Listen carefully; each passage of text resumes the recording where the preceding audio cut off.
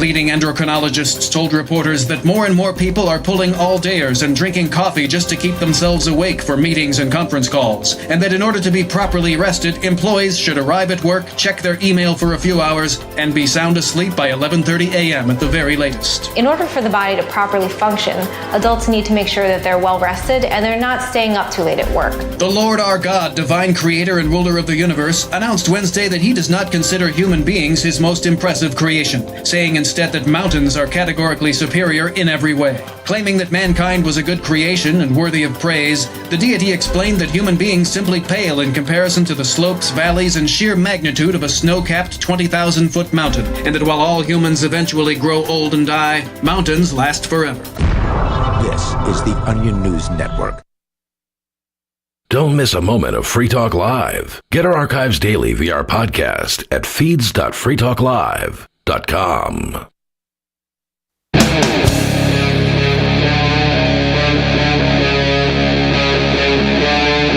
Free Talk Live.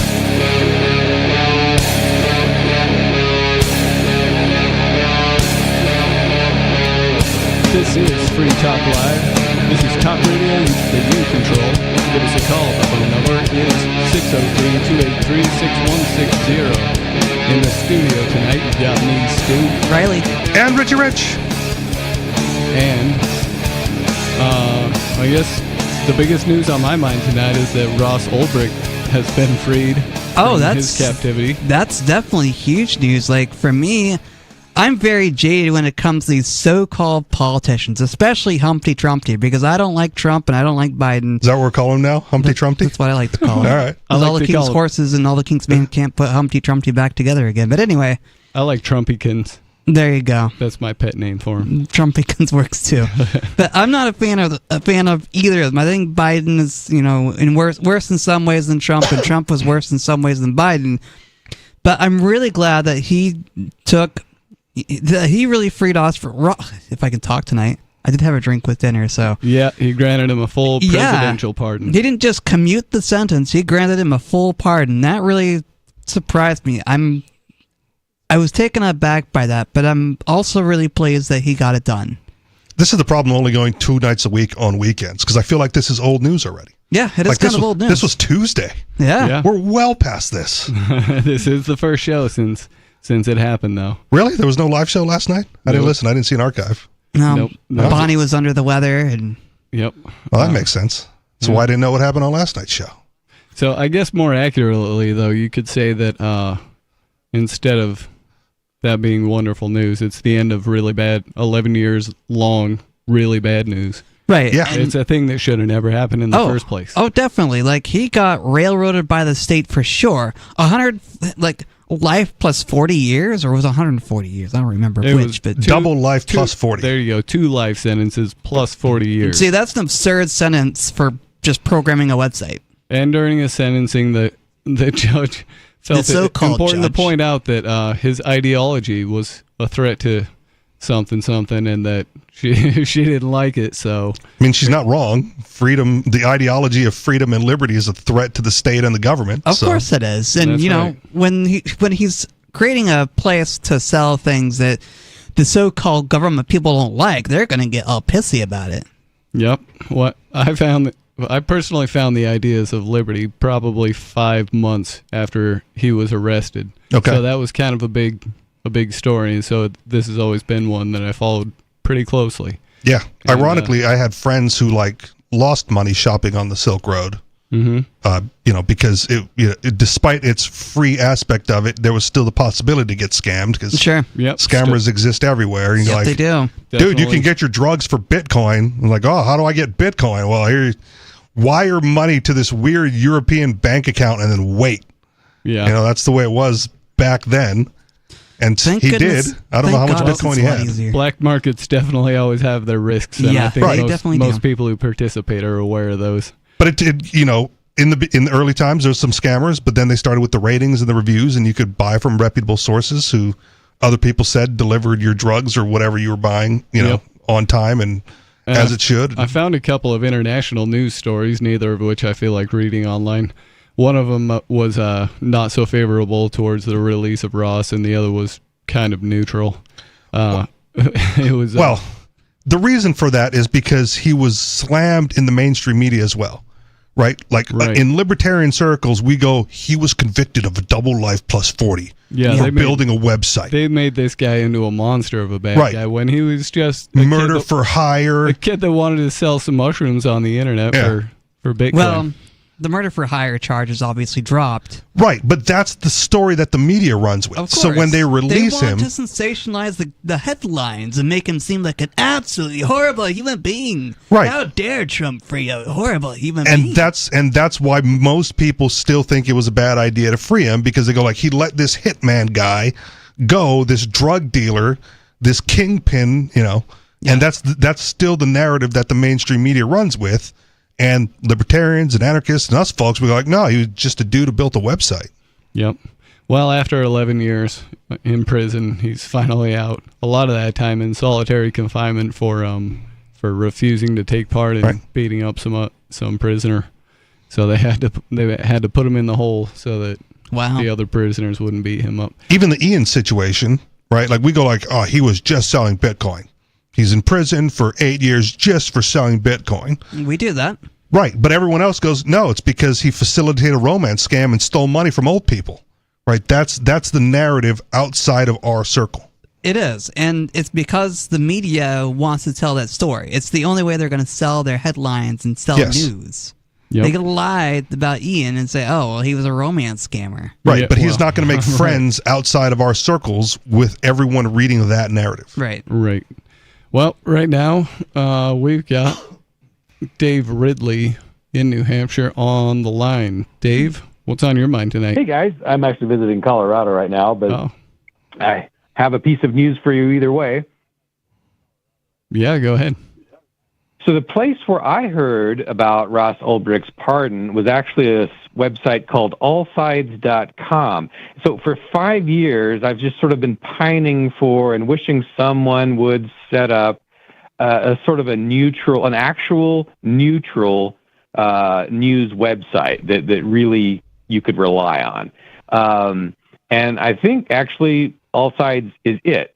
And one of the indicators that they can be relied on. So what they'll do is they'll pull in news from a lot of different media organizations like Reuters or CNN or Reason Magazine or whatever. Isn't Reuters and the AP supposed to be the neutral source? They're supposed to be. Like they're the one, just the facts, and then everyone else takes it and editorializes.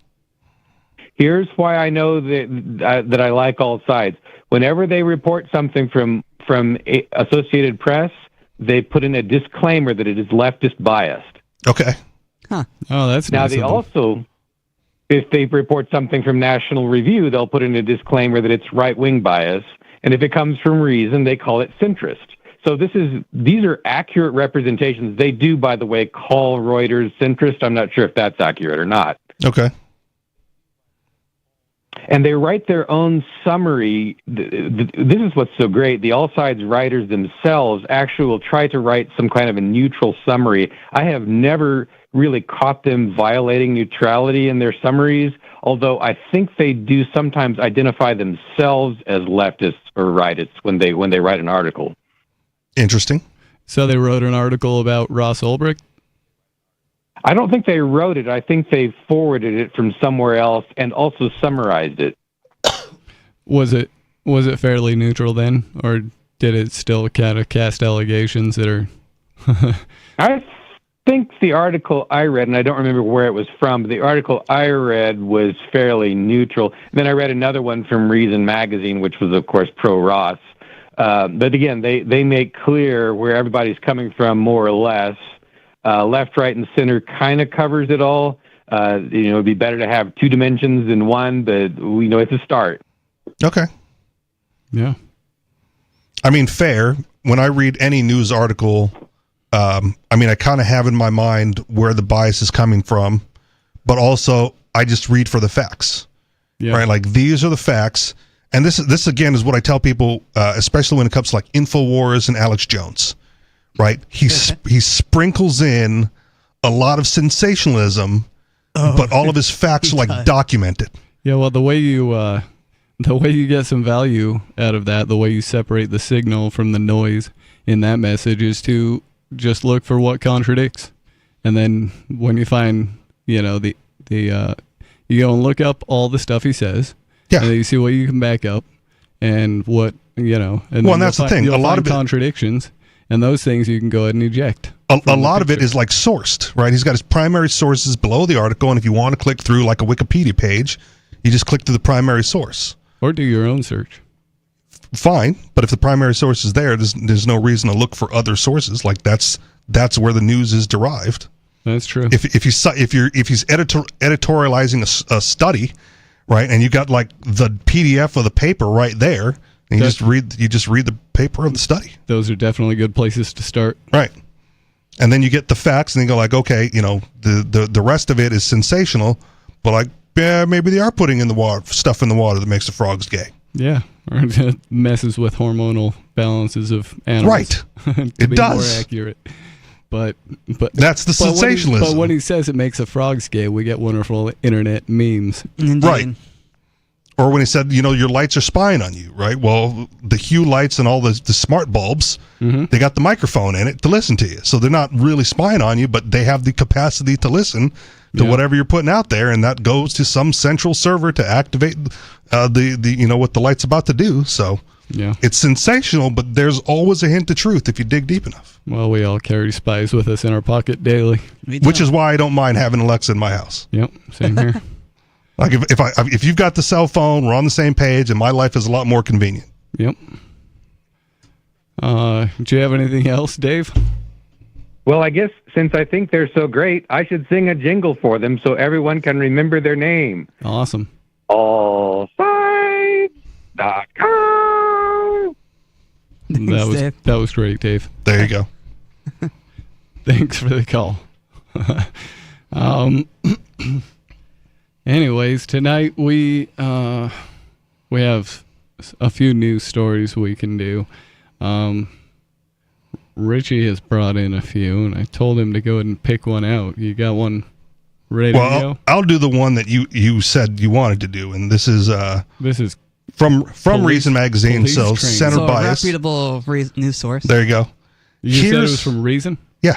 Okay. So per all side, right? Reason is a centrist source, and per Riley over here, it's a reputable news source. Here's how police are being trained to deal with incels.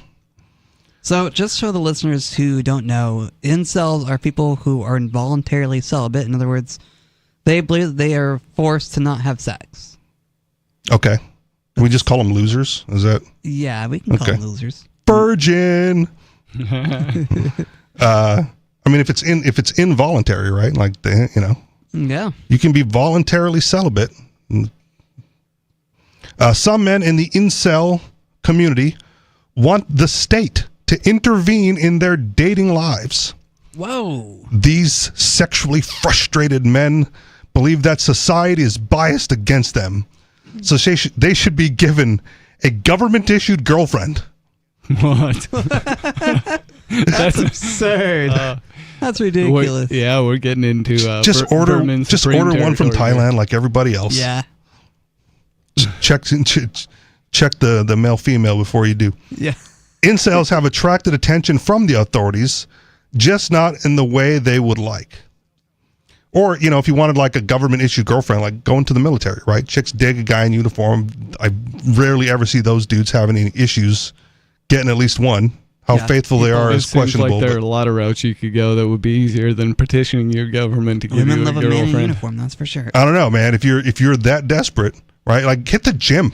Yeah. Right? Like work on yourself. Yep. Get yourself a haircut. Buy some nice clothes. You know what also helps? Deodorant. Yeah. Getting offline? Yeah, we'll see. This week, the California Specialized Training Institute is advertising a training session for police across the state who want to learn more about domestic terrorism alongside anarchism, radical environmentalism, white supremacy, and the sovereign citizen movement. The flyer lists involuntarily celibate extremists as one of the threats. It went viral after independent journalist Ken Klippenstein shared it on social media. For several years now, U.S. authorities have treated incel-related mass shootings as a serious security risk. The phenomenon of incel counterterrorism is an interesting window into how the U.S. government makes sense of newfangled threats and how far its surveillance reach goes. Oh my gosh. The training session this week is hosted by the Orange County Intelligence Assessment Center, one of the many fusion centers created by the U.S. Department of Homeland Security to share intelligence between local and federal law enforcement. Although the Fusion Center has not yet responded to a California Public Records Act request for course materials, the law gives it 10 days to do so. Other leaked documents hint at what the class might teach. In 2020, hackers released millions of Fusion Center documents in an incident known as Blue Leaks. Some of these documents, including federal intelligence bulletins and educational materials on the incel menace. The Colorado Information Analysis Center's 2019 slideshow on violent extremism, like the Orange County class on terrorism, lists incels alongside white supremacists, black separatists, anarchists, sovereign citizens, environmentalists, and anti-abortionists. It defines incel ideology as the belief that women cannot be trusted and are not entirely human, but robot-like androids who only crave sex with attractive men. Wow. Absurd. They believe they are ugly and no amount of self-improvement will attract women. They want access to women's bodies without their input. Here's why it's absurd, right? Because yes, women would rather procreate with attractive men, and men would rather procreate with attractive women. Yes. Like, that's how it works. Yep. What you're attracted to, we can debate, and that is a matter of opinion, so it's not really worth talking about, but it varies from person to person. And the problem with incels is generally they're low-quality mates, and they want a high-quality mate. Yeah, they're two shooting for a 10. Right. Yep, you got to set your standards a bit lower there. Or boost yourself up to a 10. Right? Like, work on your personality. Develop some hobbies. Maybe take some acting classes so you get used to, like, talking to people differently than how you are. And again, work on yourself. Good grooming, right? Get that haircut. Shave more regularly. Use deodorant. Dress nicely. Shower. Go to the gym. Yes, please. Do all the things that would attract, a higher quality mate if you're a 2, right? If you get yourself in order, you can go from a 2 to like a 6 really easily. You don't have to stay at 2. But if you're in your basement drinking Mountain Dew, eating Doritos, and complaining on the internet, you're not getting very far, man. No, you're really not. My suggestion would really just to be not to worry about it and read a lot of books. Okay. You can increase your intelligence too, but a lot of them probably think they're really smart. And you might find a girl that's into that. Yeah, we all think we're really smart, don't we? We do. We really do think we're smart. Maybe, but you can be a dummy working like, a normal retail job and still attract the females if you do some of the other stuff, right? And not all of them are attracted to book smart people.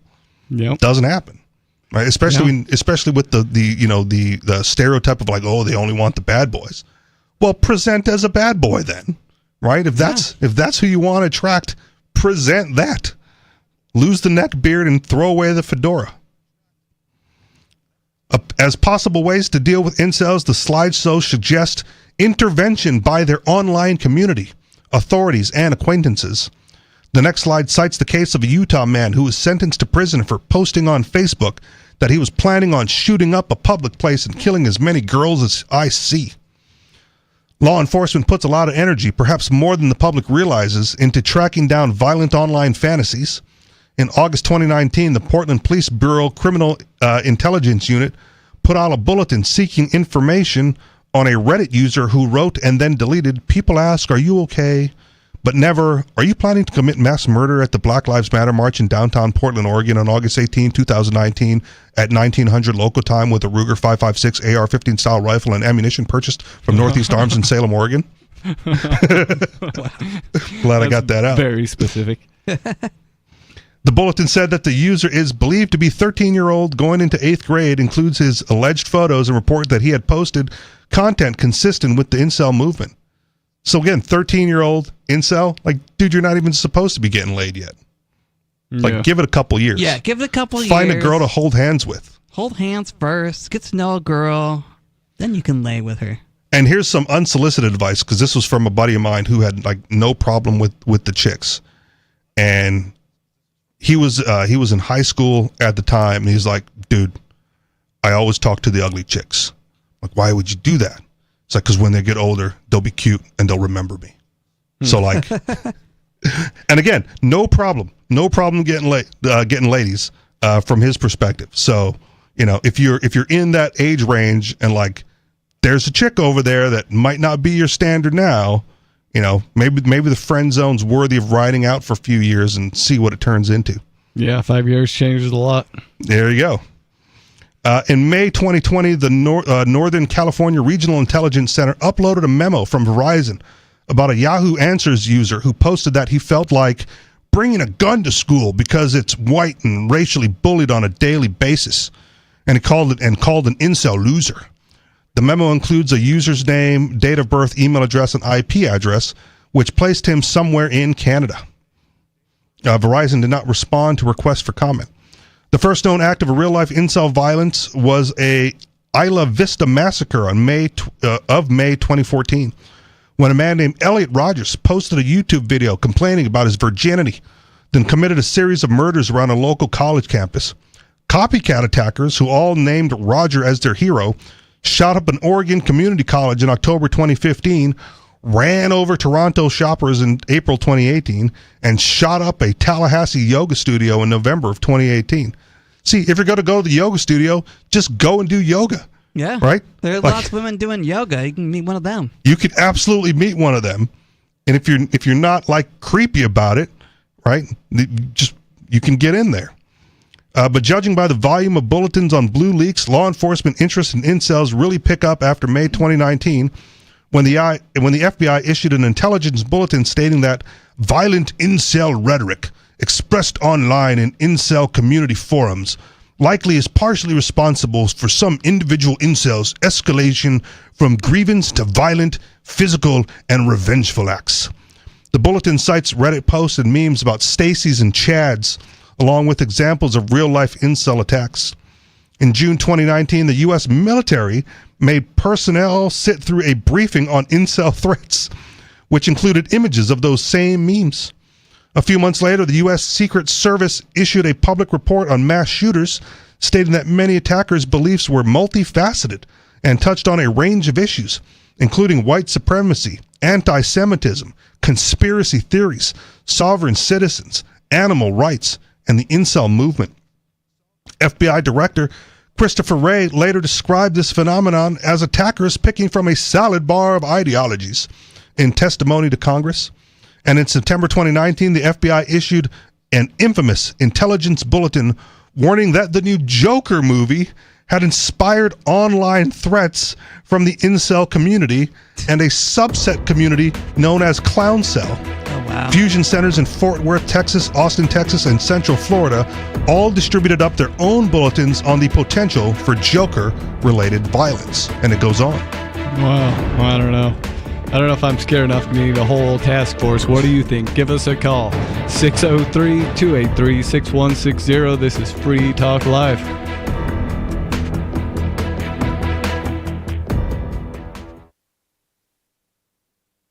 This hour of Free Talk Live is brought to you by Dash Digital Cash. Dash is the cryptocurrency designed to be used for spending. In addition to being one of the world's first cryptocurrencies, Dash was the first crypto project to have a decentralized autonomous organization that to this day continues to improve and promote Dash. Every month, 10% of the mining rewards go into a treasury. Anyone with one Dash to spend can put forward a proposal to the Dash masternodes. The masternodes vet the proposals and decide which ones move forward and are funded by that treasury. Nowadays, DAOs are plentiful, but Dash paved the way by doing it first, nearly a decade ago. Dash is one of the oldest cryptocurrencies and is widely available on exchanges, including the decentralized Maya protocol, and in multi-crypto wallets. It's easy to get and use Dash. Start by learning more at dash.org. Thanks to the Dash DAO for sending us 32 Dash per month to promote Dash on the air. Visit dash.org to learn about Dash. Dash.org.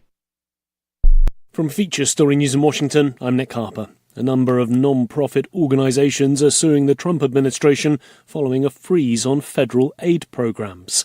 The government is stopping financial assistance to programs which include school meals for low-income students and foreign USAID assistance. Students in the U.S. state of Oklahoma could soon be required to show proof of citizenship. The state's Board of Education on Tuesday approved a proposal that would require parents to show proper documentation when enrolling their children. That's despite a Supreme Court ruling from the 1980s reaffirming the right for children living in the U.S. illegally to attend public schools. Ever since Tony Waterman has more. The state's Republican superintendent, Ryan Walters, says a proof of citizenship requirement is about keeping a tally on how many undocumented students are in the school system, and that it would not prohibit those students from attending classes. But critics say the measure will make immigrant families feel afraid, especially after the White House issued a directive last week allowing undocumented people to be arrested in schools, reversing a long-standing policy. The proposal will need to be approved by lawmakers and the governor before it can take effect. The new U.S. Secretary of Homeland Security, Kristi Noem, has taken part in an immigration raid in New York just a day into her new job. President Trump's mass deportation operation is ramping up, with a steady increase in the number of removals each day. Ever since Mitch McCann has more from New York. Kristi Noem posted a video on social media showing a man being led out of a building in the Bronx, New York, who she described as a criminal alien with kidnapping, assault and burglary charges.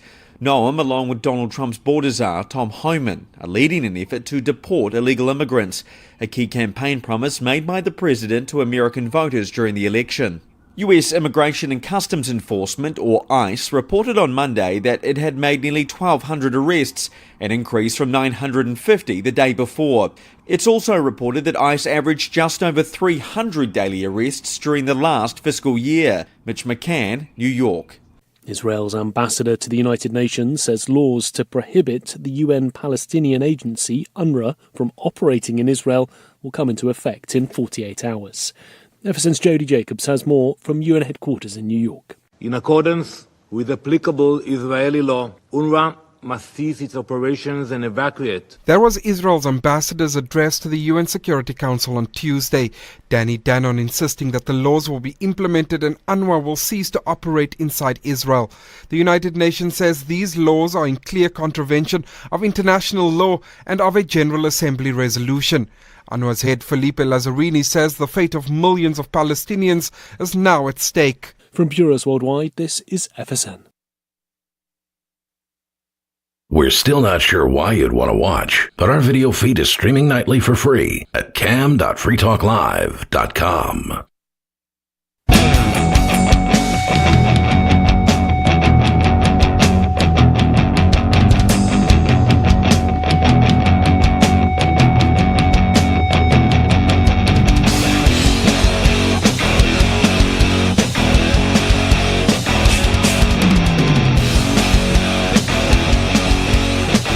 This is Free Talk Live. Talk radio you control. Give us a call. Get your thoughts and opinions on the radio.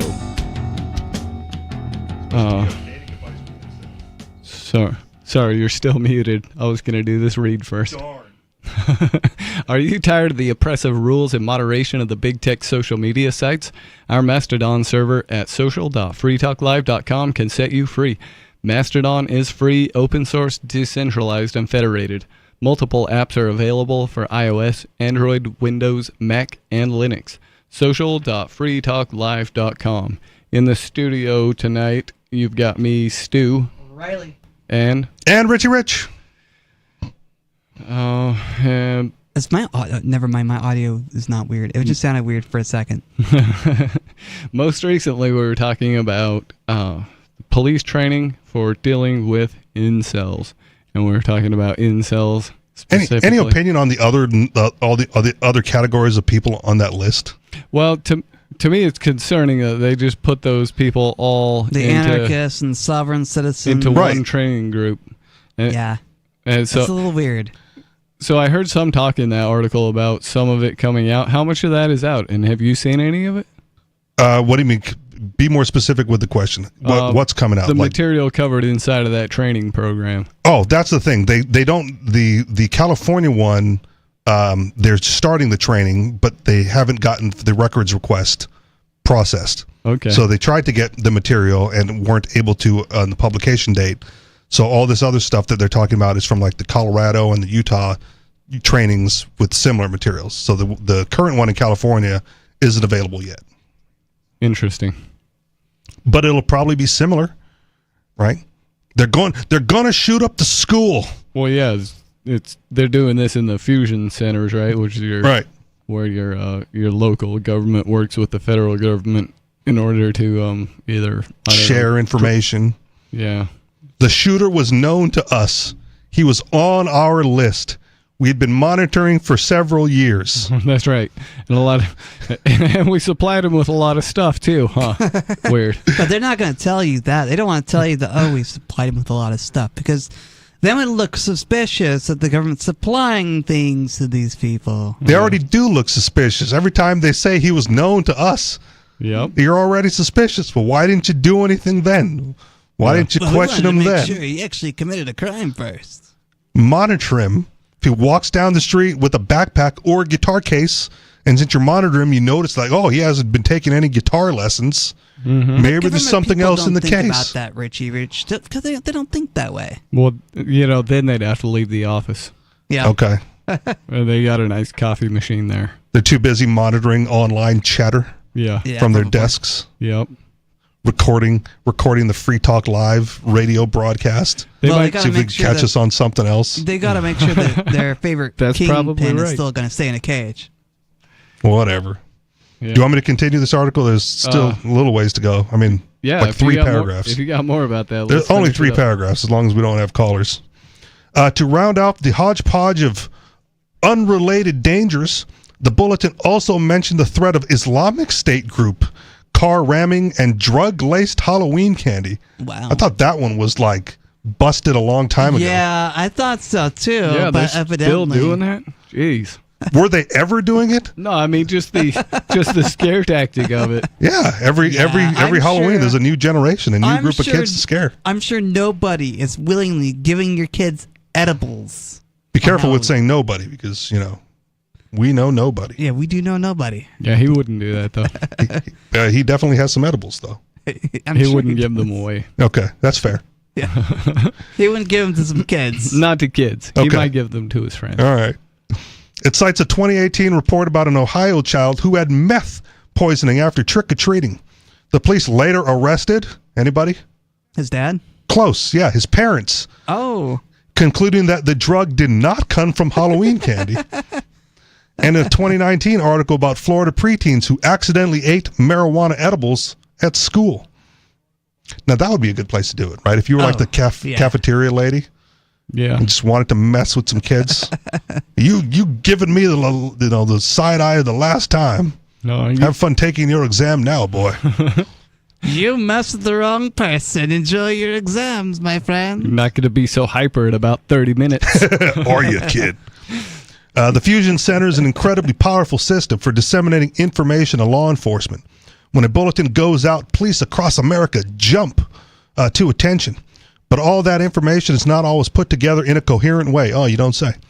A Senate report in 2012 concluded that fusion centers had forwarded intelligence of uneven quality, oftentimes shoddy, rarely timely, sometimes endangering citizens' civil liberties and Privacy Act protections, occasionally taken from already published public sources, more often than not unrelated to terrorism.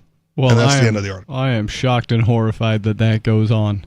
Oh, yeah. You're talking about the best and brightest among us. How could this kind of incompetency happen? It's beyond me. Again, it's the low-hanging fruit, man. Like, why put in any effort to do actual police work? Yeah. When there's, easy stuff to go after. Yeah. That's right. When you could just make something up from your computer while eating donuts. Yep. Pretty easy. Be aware of that single dude around you that's leering lasciviously, acting creepily, maybe wearing a trench coat in the summertime. Like that's an incel terror attack waiting to happen. Yeah. No, I was friends with some of those kids, and they were neither incels or going to attack anybody. Okay. The trench coat wearers or the Lear lasciviously? Yeah, the trench coat kids. Okay. Yep. I mean, I bought one when I moved to Washington because, hey, it's Washington and it's cold. Yeah, I always figured I'd wear one if it were functional. But, yeah. But it only needs to go slightly past your waist. Otherwise, it's kind of in the way. Unless you're talking about a raincoat. I've got a raincoat that's that long.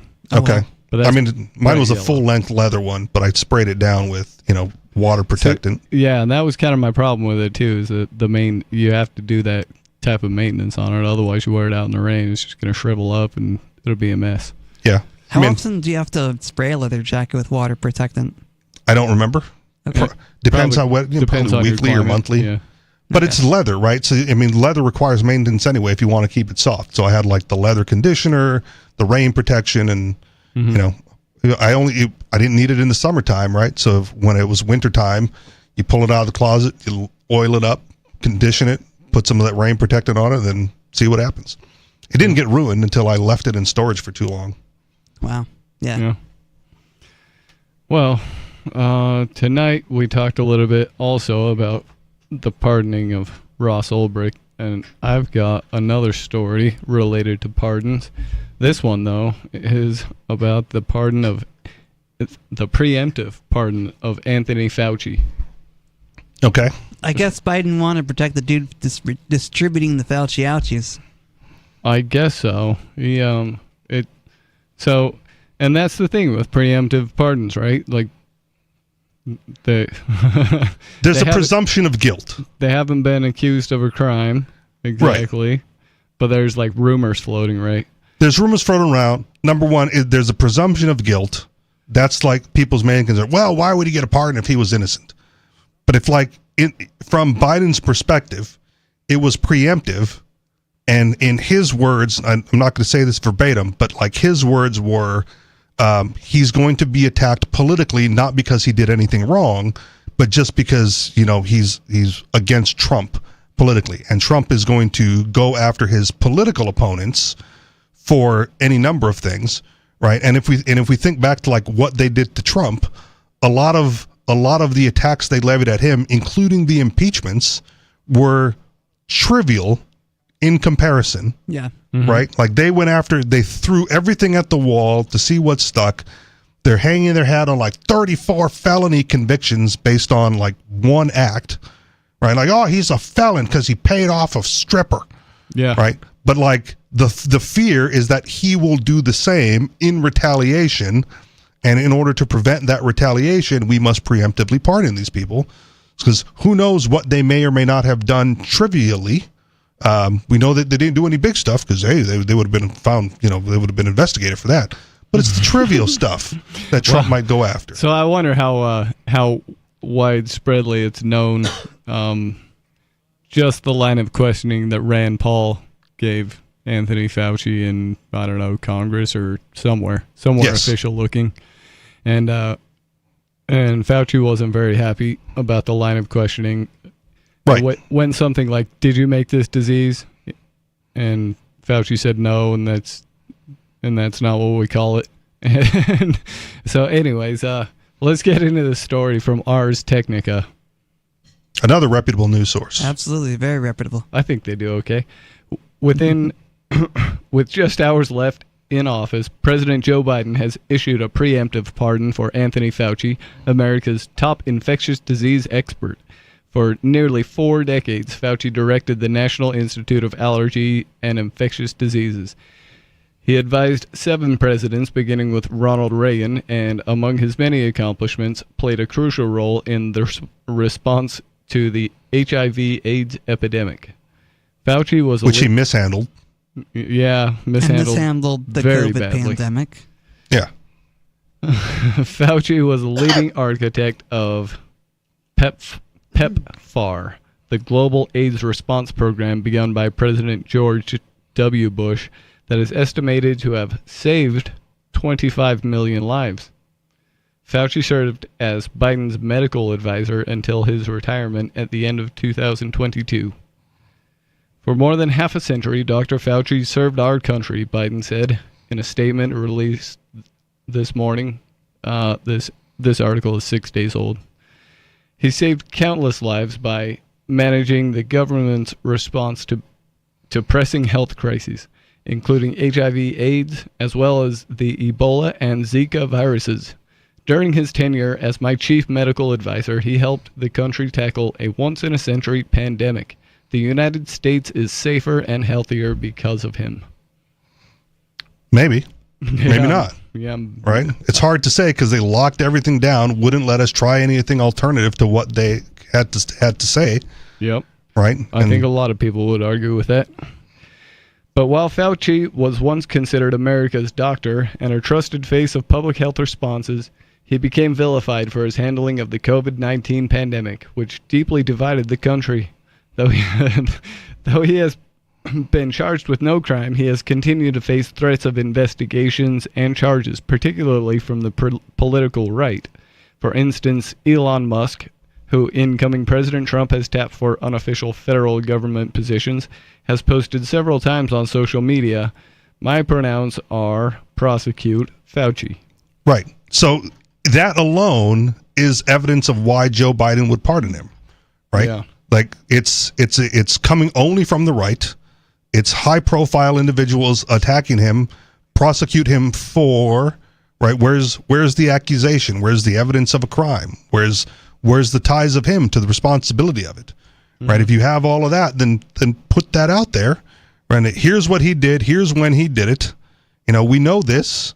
He was in charge. The buck, even if he wasn't like the doctor in the lab, right? The buck stops with him. He issued the order. You know, any of those things. Yeah. And then blast them in the public. Yeah. Well, I know I know vaguely how that chain of responsibility goes. He funded through the NAIDS, whatever. Okay. He funded through that research group that funded another research group, and then that one was, you know, the lab in Wuhan. And they were doing, so, like, you know, you heard Rand Paul ask him, "Were you doing gain of function?" And he's like, "No, we weren't doing gain of function." And it's semantics, right? He's just calling it something else. They're just going to rename it the Gulf of Mexico, for example. Okay. Well, and if that's the case, right, then you can hang him up for perjury. Yeah. Right. But I was talking to a friend yesterday a little bit about this, right? And if you want to discuss the funding and taxpayer money going to the research, right, I'm happy to concede that taxpayer money shouldn't be going towards research at all because it's taxpayer money. Yeah. Right. But I also think that scientists should be doing research. And I think they should have the right to do whatever research they want as long as they're responsible for the results. So if you tell me that, well, they have to do it in China because they weren't allowed, it was illegal to do it in the United States, I'm like, fine, do it in China then. Yeah. Right? Because why is the United States preventing them from doing scientific research? Yeah, that's where it gets tricky, right? Is when you got to be responsible for what you did. Well, and I brought this up again, last week with the California wildfires, right? Like, I'm on record as saying I want restitutive justice. I don't want penal justice. I don't want people, peaceful people who aren't a harm to society locked in cages. I want them working toward making good on whatever crime that they committed. I think that sounds way better than what we have. It does. But if you go like these California wildfires, right, caused, $100 billion worth of damages, right, or whatever that number is, and it's one guy who committed arson that started it all, right? Like, he's never going to be able to pay that all back. He's never going to be able to make good. It's impossible for one guy to make good on that. So, how do you get the justice, right? And if you're like a research facility in China, right, and you're doing whatever medical research you're doing, and a mistake is made and the virus gets out of the research facility, right, you're never going to be able to make good on that. But do you shut down all research because of the possibility? No. You don't stop your neighbor from having a bonfire in his backyard because of the off chance that he might set the entire city on fire, right? That's a ludicrous response to the potential outcome. What do you think about backyard nukes?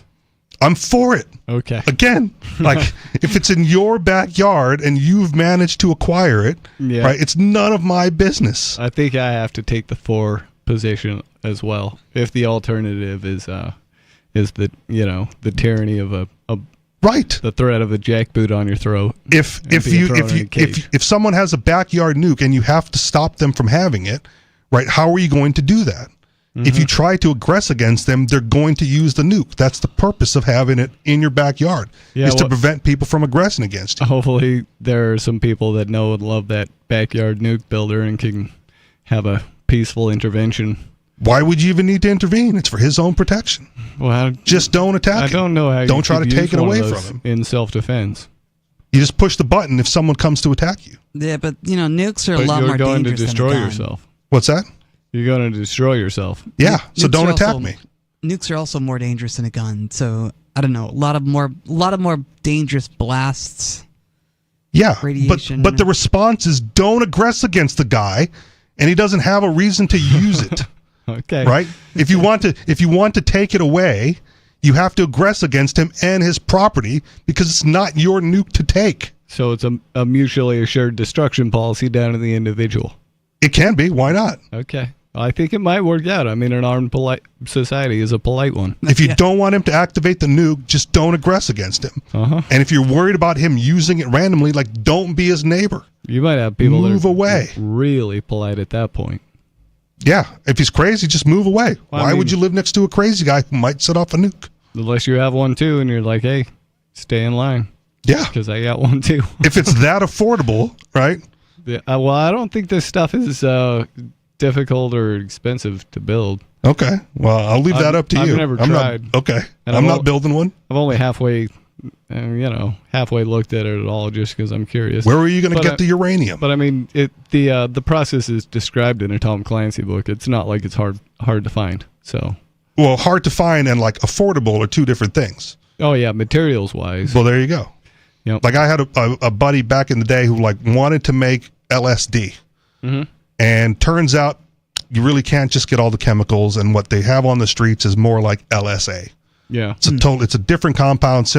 But you could get that stuff online. Yeah, it's like, oh, we're going to make LSA instead. Can you find the process for it though? Yeah, because they did it. Yeah, okay. It's like, I wonder what the difference between LSD and LSA is. Look it up, man. Okay. It's mostly the chemicals that go into it, because LSD requires like a controlled substance that you have to be a scientist or a chemist, and you have to order it through the government, and it's you can't really find that stuff on the street necessarily, or it's very difficult and very expensive.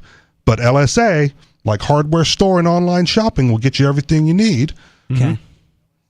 Okay. Interesting. Well, to continue with this article, it says that since retiring, Fauci has been under federal protection due to death threats on his life and the life of his family. That's right. He had a security detail. I think that Trump removed it. That is no more. Yep. In issuing the pardon, Biden emphasized that Fauci is not guilty of any wrongdoing. He justified the uncommon pardon by arguing that it is essentially a good conscience effort to protect from a political witch hunt. There you go. There you go. See? Just like Richie said. I believe in the rule of law, and I am optimistic that the strength of our legal institutions will ultimately prevail over politics. But these are exceptional circumstances, and I cannot in good conscience do nothing, Biden said. It's also my understanding, real quick, that they can go through the entire prosecutorial process, right? They can have an investigation. They can indict him however they want. They can present all that evidence in trial. They can find him guilty, and they just can't punish him, right? So then the question is, like, is it worth going through all that effort, spending all that time, money, and resources to get a guilty verdict on a guy that you can't sentence afterwards? No. Because he's already been pardoned. I mean, Probably not. It's taxpayer money. For me, I would say yes, because the information to be publicly known and admitted to Yeah, but what are the people going to do of that value. To? Why would people care? Putting Fauci in a cage is of little value to me. Yeah, but the average normal person, the average normal listener out there isn't going to care anymore. The COVID pandemic's over in their minds. Fauci being guilty of something isn't to them an issue. And if you want the information, just conduct the investigation. And I would say again, if you want to get down to funding, I don't want taxpayer money and my resources going to that, right? But if you do, right, then start a GoFundMe or whatever it is and do your investigation. I guess the more illegal part, rather than the going out of country to do a program that he wasn't supposed to do, would be the cover up shortly after. Okay. Where he told if I'm remembering correctly, he told there's an email that got leaked between him and Peter Daszak saying, we gotta say this was this came out of the wet market. Okay. And don't even talk about the lab. And, yeah. So and they made a concerted effort to squash any stories in the media. Yeah. So, and if that's not true and there was a cover up, hang them on that. If that's if making up a story is illegal, right, go for it. But there's a lot of things that are legal elsewhere that the United States criminalizes and vice versa, right? And if you're not allowed to do it here, right, then you ought to be able to go elsewhere to do it where you can, right? Even like the cloning of animals, like, oh, you can't do that here. Like, well, other places will let you. So if that's like the line of science you want to follow, you just go where you can do it. And I'm fine with that too. Yeah. That's the reason why Guantanamo exists, right? The United States doesn't torture, but you can do that in Cuba. You transfer everybody to Cuba where it's fine to torture and maim people for no crimes and not give them due process. I'm okay with some societies being okay with torture as well. I don't want to live in one of those.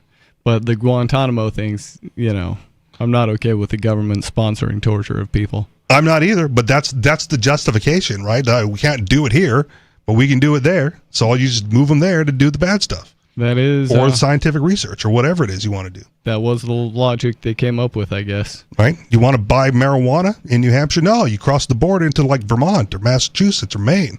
Wasn't that because you can't do it here? Supposed to be closed down. I don't know. 14 years ago or something. I have no idea, but I mean, there's no dispensaries here. Yeah. Right? You go elsewhere. You go where it's legal. Yeah.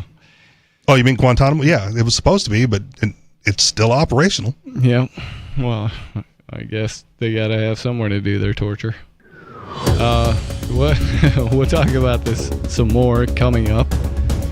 Give us a call. Get on the phones. The phone number here is 603-283-6160. Let us know what you're thinking about tonight. This is Free Talk Live.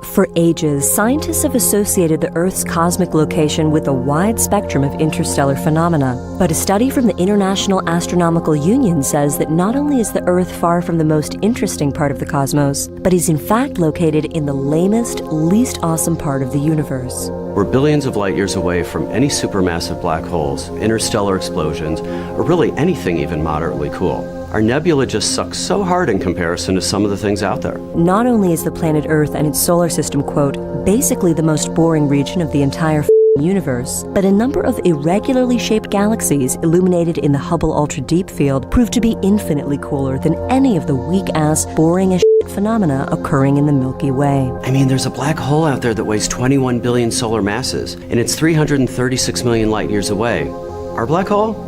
It couldn't tear a mid-sized star apart. We're the cosmic equivalent of a cul-de-sac. This is the Onion News Network. How many lawyers does it take to change a light bulb? None. They'd rather keep their clients in the dark. There are too many lawyer jokes to count. However, there are some lawyers with more noble intentions.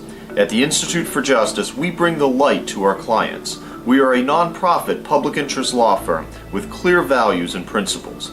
At IJ, we fight for those whose most basic rights are denied by the government. Visit our website today at ij.org. What if you want to hear the latest episode of Free Talk Live, but all you have is your phone, you forgot to download our archive, and you have no data connection? You can call our Listen line at 641-793-0191. That's a long-distance number, so you may incur charges. If not, listen as long as you want. 641-793-0191. The Free Talk Live Listen line, 641-793-0191. The latest episode of Free Talk Live continues with Hour 2 up next after the news, here at listen.freetalklive.com. From Feature Story News in Washington, I'm Nick Harper. A number of non-profit organizations are suing the Trump administration following a freeze on federal aid programs.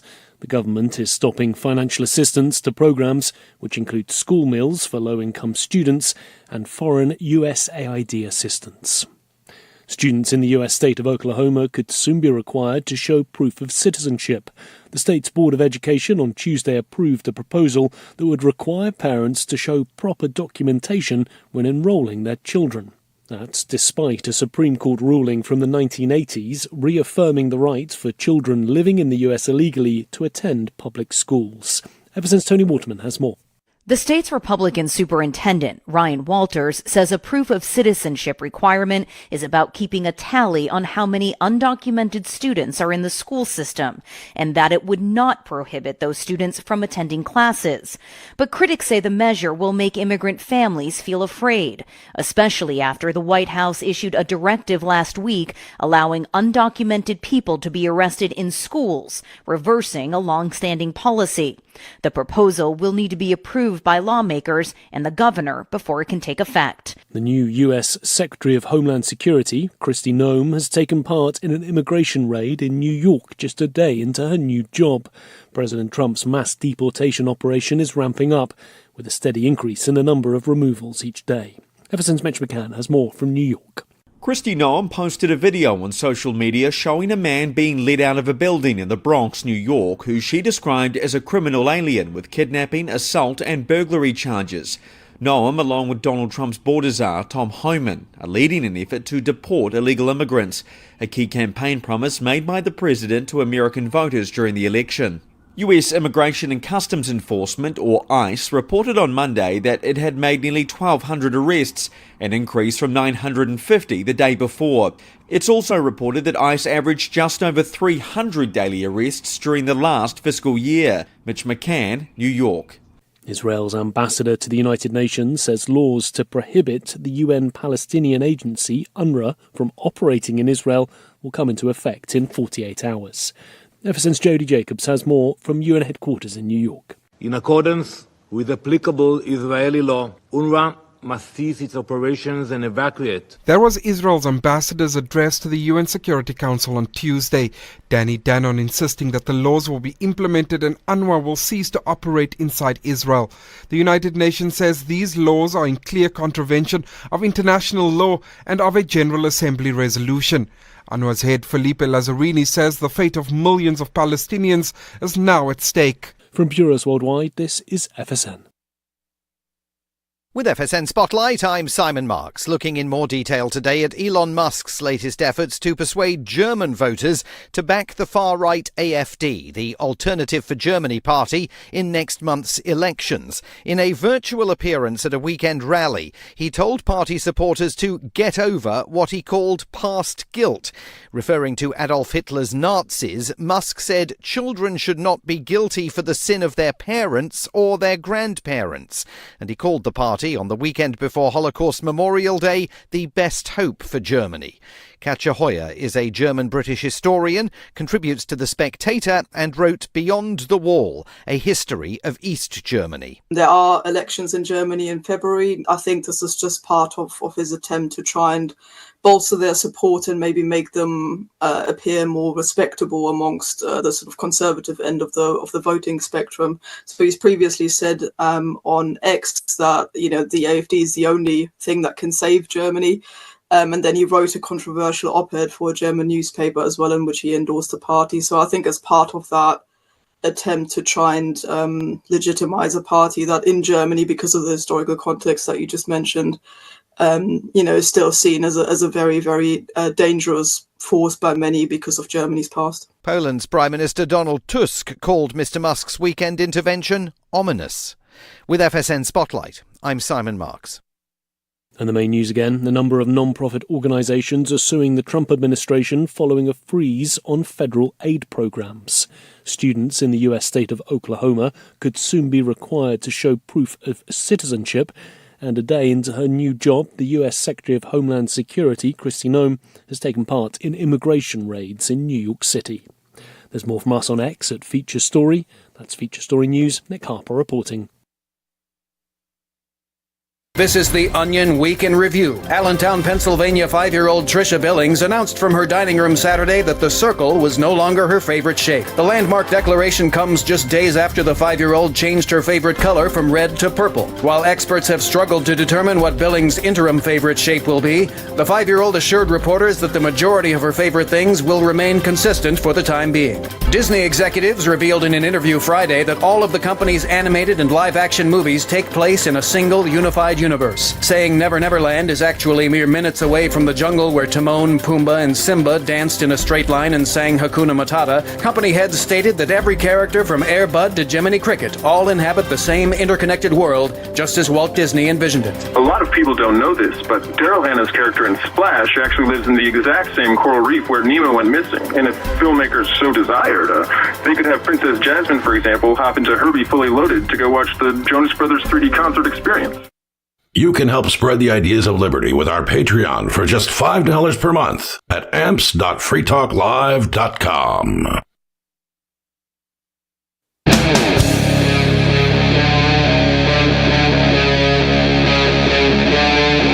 Free Talk Live.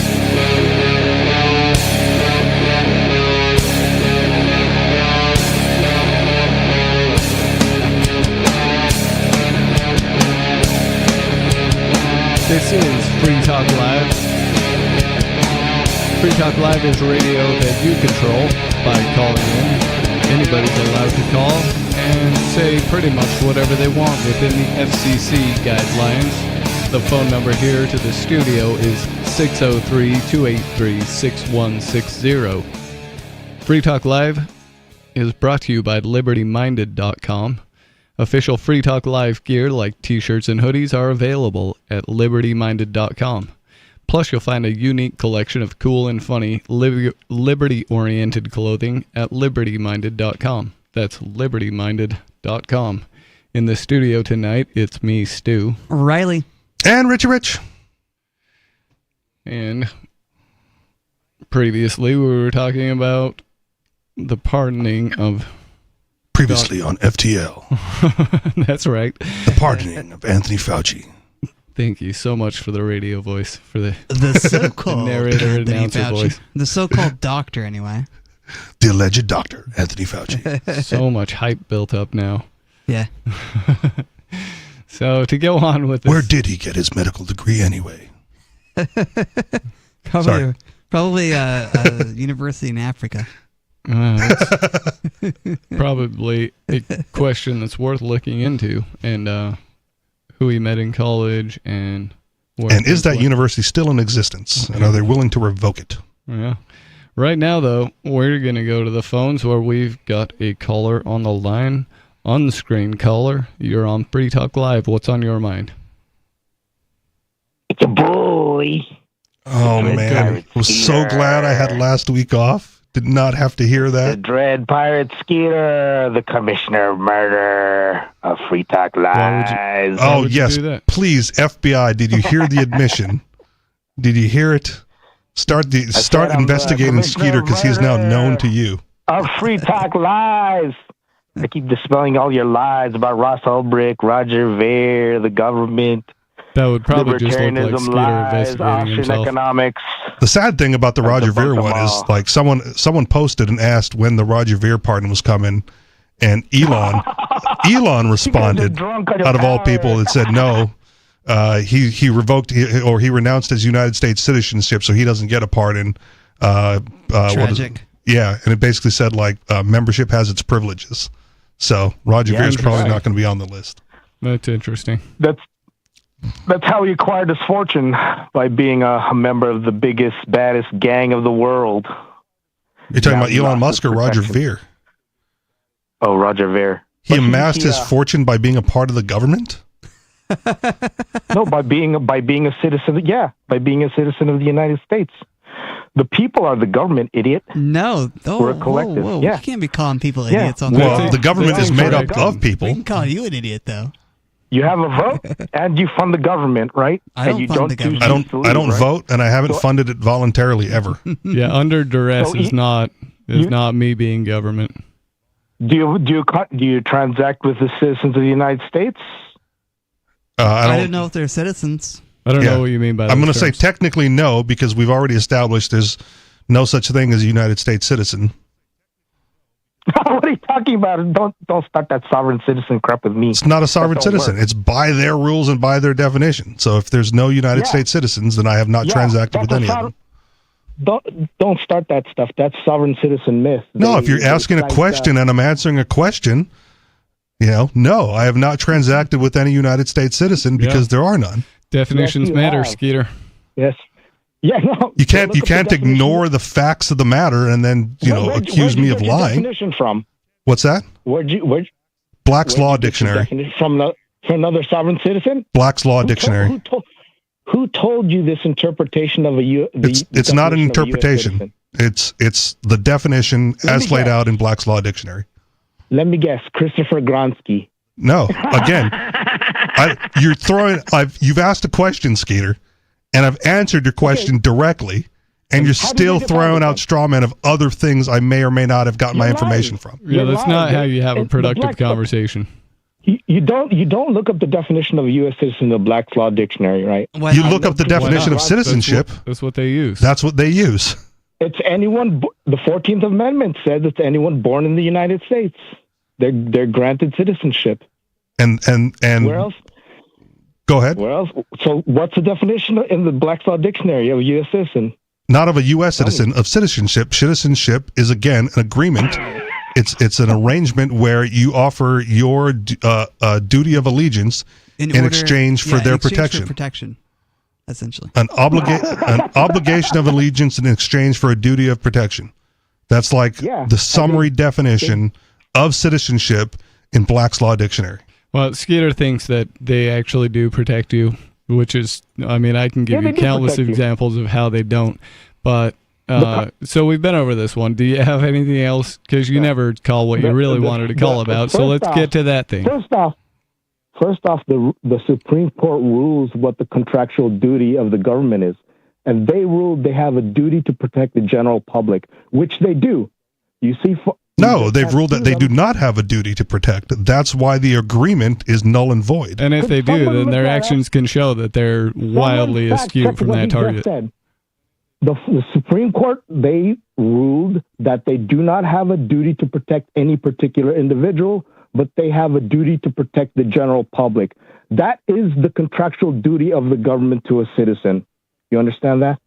But if they don't have an obligation to protect the individual, then no individual is part of that arrangement. Yeah, and there is no collective. That's only made up of individuals. So if they're not accountable to the individual, they're not accountable to anybody. If the individual isn't covered by the collective contract, then it's null and void. They are accountable in elections. If they're guilty of dereliction of duty, they can go to jail. They can be fired. You just can't sue them. So stop with this sovereign citizen nonsense. It's not sovereign citizen nonsense. Again, it's by their rules and by their definition. But we all know they don't like their rules and their definitions. And you can sue them by hiring somebody who works for their team, and you're not going to win. Isn't the Constitution? It does not. It does. That's what they use for their definitions on their rules, though. Anyway, this is not what I want to talk about, right? Obviously. So let's get to that thing. You should just start with what you want to talk about from now on. I wanted to get away from your lies about Ross Ulbricht, Roger Ver. There's no lies. Everything we said is truthful, validated information. And since he's been granted a pardon, I guess he can't incriminate himself, so he can go ahead and tell us how all of that went down when he feels like talking about it. Only the guilty need a pardon. And so Anthony Fauci is guilty? You're lucky that Trump is just desperate for special interest votes. But anyway. Yeah, well, and to be clear, you're throwing out that rhetoric of only the guilty need a pardon. And that's not even how they're presenting it, right? Like, you're already off base.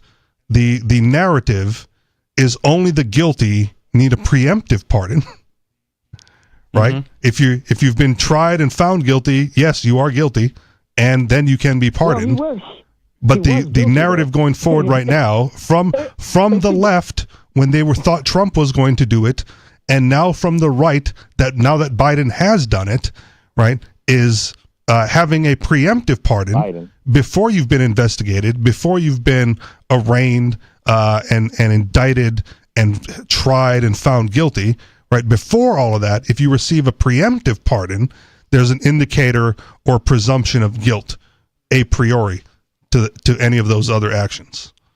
So you're not even getting the rhetoric right by saying only the guilty need a pardon, because that's already true. You pardon guilty people because they've already been found guilty, usually unfairly or unjustly, or that, you know, the sentence was unjust, and therefore you pardon them to retract all of that or commute the sentence if they've gotten, you know, time served.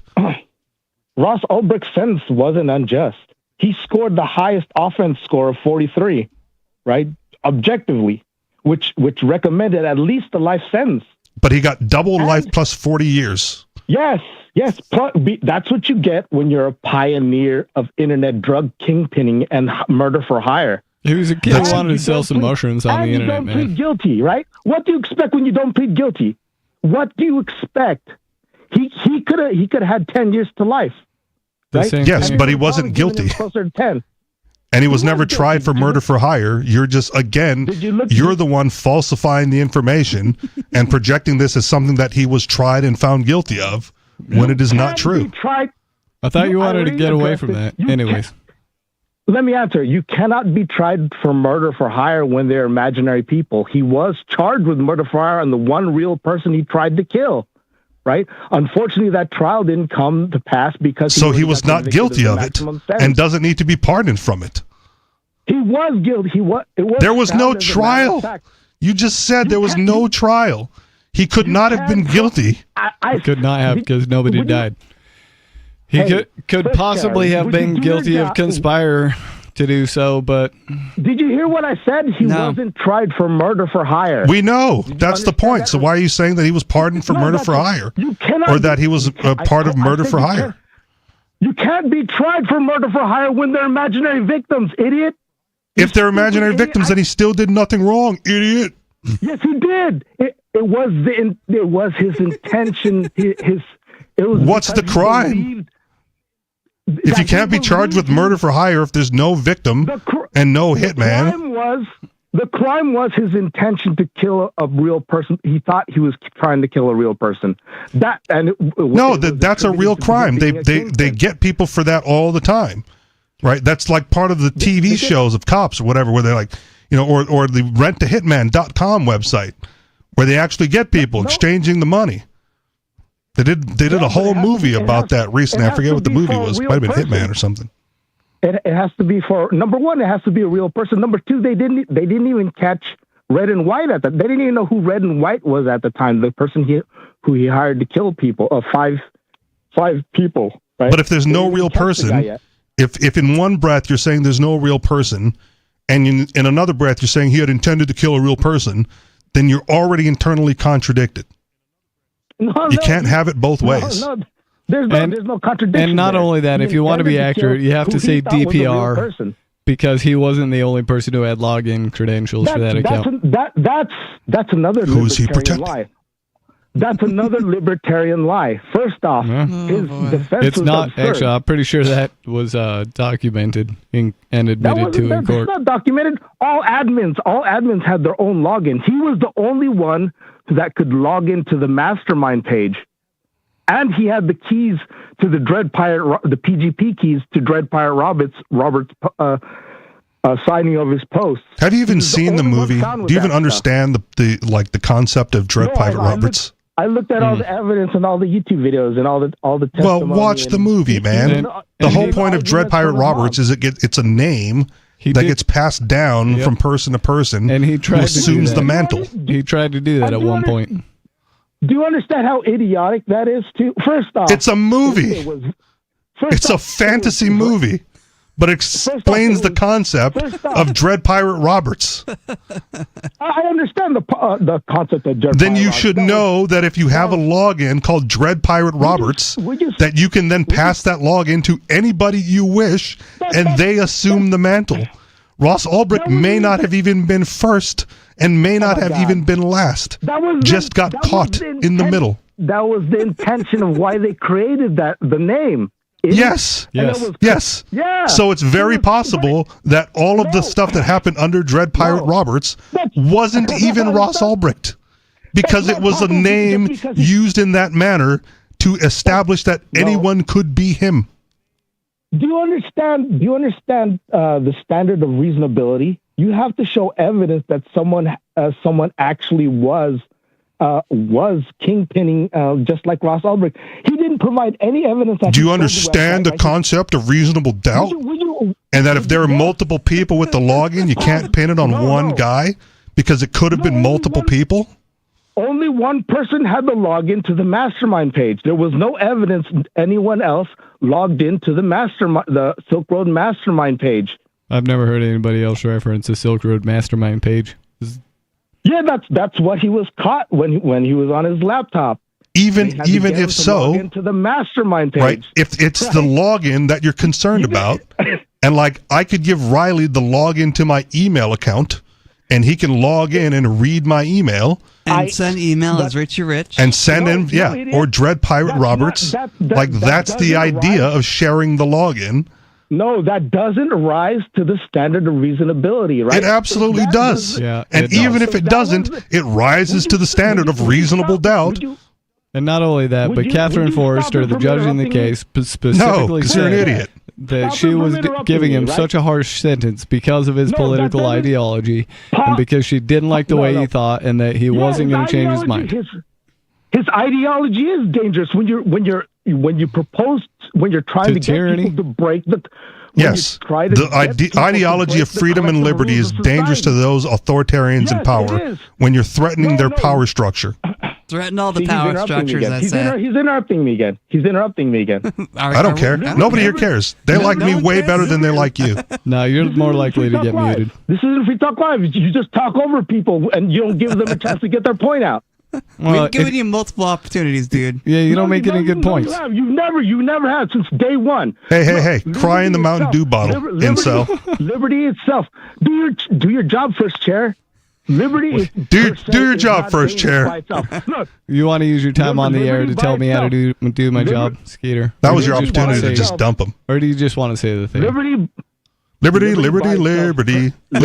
Say by itself is not a dangerous thing. But when you try to get other people to break the collective rules, when you can leave on your own volition. Yes, when you try to set the slaves free and give them the ideas of freedom and liberty so that they can set themselves free. We are, dude. How are you slaves? We can't leave unless we pay the dues of the institution. The same way Roger Ver is a slave because they're dragging him back. I'll pay. No, they dragged him back because he falsified his 2017 tax returns. Again, libertarian lies. Why do you think he filed a 2017 tax return? So he could leave the country without having the burden of having to come back. I don't think you can fill out a tax return he left in 2014, correctly. Idiot. That's also probably true. They're all filled out fraudulently. He left in, you get your facts wrong. He left in 2014. Why does he need to file a 2017 what are you screaming tax about? return? Oh, I don't know then. They shouldn't have filled it out. If he was already gone and already no longer citizen and already renounced. Because it's alien doesn't know facts. Because foreigners have to pay dividend taxes on their U.S. companies. He owned the U.S. company, so he still had tax obligations to the U.S. Stupid. Taxation is extortion. Thanks for reminding us that taxation is extortion. That's the main crux of the argument of his tax evasion. Well, it kind of seems like they should have told him about that at the time and not 10 years later. Stop interrupting. Rich, do you acknowledge that? Do you acknowledge foreigners have to pay dividend taxes on their U.S. company ownership? If you're saying that that's the rule, I acknowledge that's what you believe, but as we've just noted, taxation is extortion, and you have under libertarian philosophy, you have no obligation to be truthful with people trying to rob you. Taxation is just fees. You have no obligation to be truthful with those trying to rob you. Just like HOA fees, you're allowed to leave. There's no excuse for you. Will you acknowledge what I just said? I didn't care what you said because you talked over me. Oh, okay. Listen to the first part. Why don't you wait and wait your turn and wait? Because you asked me a question and I answered it, and then you interrupted while I was answering your question directly. Yep. If you're gonna ask your question, you better wait for the answer. Idiot. No, Idiot. wait for me to finish my point. No, what'd you hear? What'd you say? I said you have, under libertarian philosophy, you have no obligation to be truthful with the people trying to rob you. Now, what's your case that they're robbing you? You're on their land, right? Just like the No, he was not on their land. He was already in another country. Gone. What land are the slaves on in Jones Plantation? Tell me. Master Jones. Yeah, and guess who Master Jones represents? Really, the collective citizens of the United States. Before that, no, he doesn't represent the collective citizenry of the United States. Yeah, he is the single tyrant in power at the time. No, yeah, that's the citizens with their collective vote, idiot. No, the citizens in that case are the plantation slaves. Yeah. So if the citizens were to agree with libertarian principles, you could abolish taxation right now. You just have to convince the general public. There's nothing about slavery that's involved in it.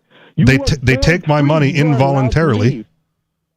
No, just like I don't give it to them. I don't give it to them willingly. Yep, I don't consent to them taking it, and I don't consent to what they use it on. Of course, you don't care about consent, Skeeter. I don't want to pay my mom rent. Is that involuntary? No, I can leave. Yes, right? You can leave because, again, we've already established this.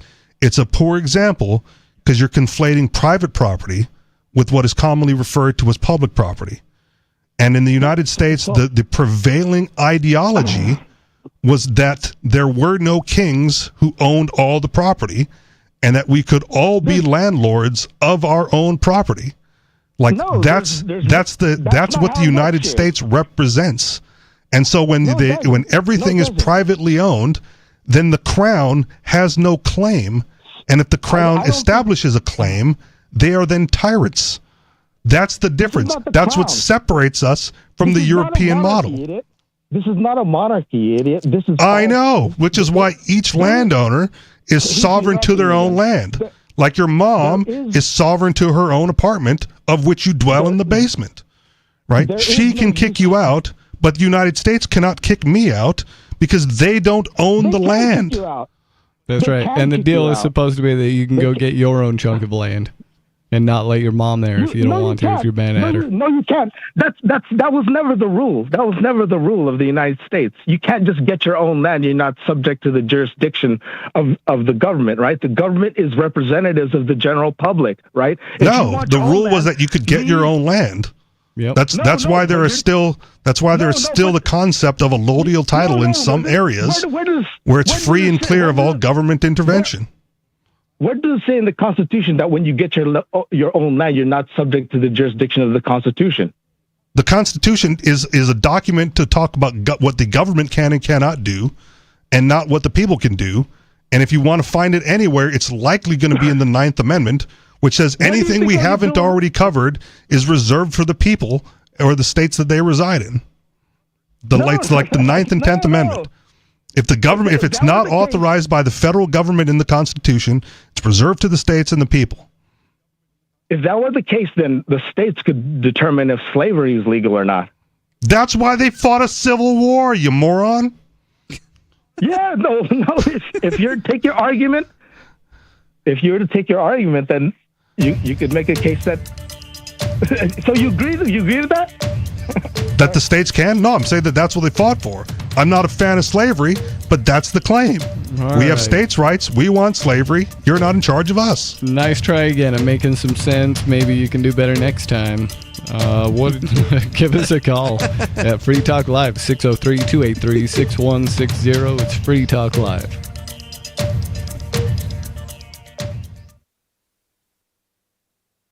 Why did you move to the Shire? I moved here to the Shire because there's other people around who take liberty just as seriously as I do. I moved to the Shire because I saw videos of people challenging authority and thought that I could get support myself.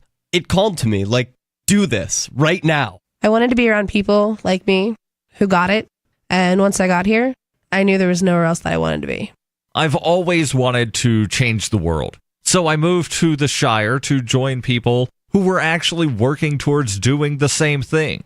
The people here are awesome, loving, and positive. It was for the adventure and for the feeling of something important is happening here. And I just wanted to come to sort of be part of that. Visit ShireSociety.com to read and sign the Shire Society Declaration and learn the reasons why, if you love liberty, you should immigrate to the Shire. Plus, connect with others via the forum at ShireSociety.com. That's ShireSociety.com. From Feature Story News in Washington, I'm Nick Harper. A number of non-profit organisations are suing the Trump administration following a freeze on federal aid programs. The government is stopping financial assistance to programs which include school meals for low-income students and foreign USAID assistance. Students in the U.S. state of Oklahoma could soon be required to show proof of citizenship. The state's Board of Education on Tuesday approved a proposal that would require parents to show proper documentation when enrolling their children. That's despite a Supreme Court ruling from the 1980s reaffirming the right for children living in the U.S. illegally to attend public schools. Everson's Tony Waterman has more. The state's Republican superintendent, Ryan Walters, says a proof of citizenship requirement is about keeping a tally on how many undocumented students are in the school system, and that it would not prohibit those students from attending classes. But critics say the measure will make immigrant families feel afraid, especially after the White House issued a directive last week allowing undocumented people to be arrested in schools, reversing a long-standing policy. The proposal will need to be approved by lawmakers and the governor before it can take effect. The new U.S. Secretary of Homeland Security, Kristi Noem, has taken part in an immigration raid in New York just a day into her new job. President Trump's mass deportation operation is ramping up, with a steady increase in the number of removals each day. Everson's Mitch McCann has more from New York. Kristi Noem posted a video on social media showing a man being led out of a building in the Bronx, New York, who she described as a criminal alien with kidnapping, assault and burglary charges. Noem, along with Donald Trump's border czar, Tom Homan, are leading an effort to deport illegal immigrants, a key campaign promise made by the president to American voters during the election. US Immigration and Customs Enforcement, or ICE, reported on Monday that it had made nearly 1,200 arrests, an increase from 950 the day before. It's also reported that ICE averaged just over 300 daily arrests during the last fiscal year. Mitch McCann, New York. Israel's ambassador to the United Nations says laws to prohibit the UN Palestinian agency, UNRWA, from operating in Israel will come into effect in 48 hours. Ever since Jody Jacobs has more from UN headquarters in New York. In accordance with applicable Israeli law, UNRWA must cease its operations and evacuate. That was Israel's ambassador's address to the UN Security Council on Tuesday. Danny Danon insisting that the laws will be implemented and UNRWA will cease to operate inside Israel. The United Nations says these laws are in clear contravention of international law and of a General Assembly resolution. UNRWA's head Felipe Lazzarini says the fate of millions of Palestinians is now at stake. From bureaus worldwide, this is FSN. Yep, we still do email. Drop your email address in the entry box at freetalklive.com and you'll be kept in the loop with Free Talk Live.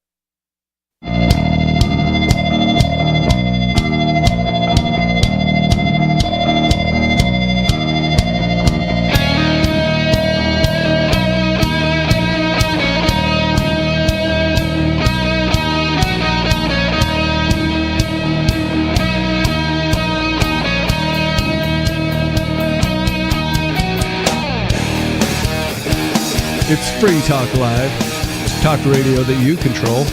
Call in, get on the air with us. The phone number here is 603-283-6160.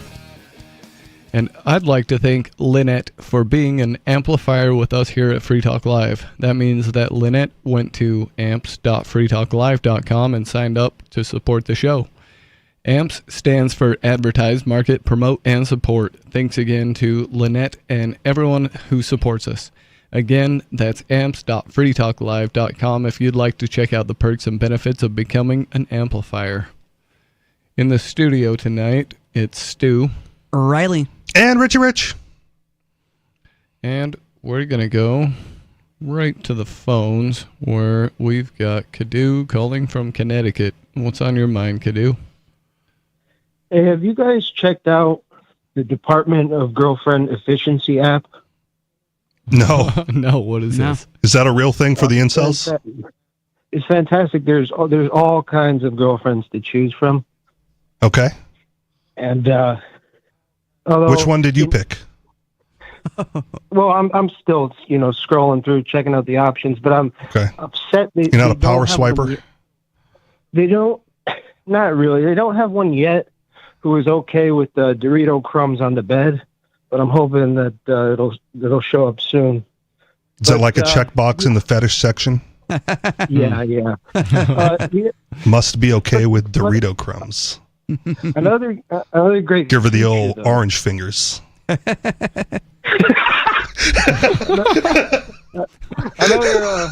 Another great feature though is the fact that, like, if you say, listen, make me a sandwich, and she says, I'm not going to make you a sandwich, or if she has a bad attitude, says, why are you playing video games all day? How come you never do anything useful or productive, and you don't have a job? She says something like that. You can within minutes, the police will show up at your house. You just hit the button on the app, and they set her straight. It's fantastic. Okay. They put her in the kitchen to make the sandwiches. Yeah, but so now, here's the real question though: if you're in there playing video games, right? Why is she even allowed in that area anyway? Shouldn't she already just be in the kitchen? Well, why are you letting her out of the kitchen to begin with? That's a good question.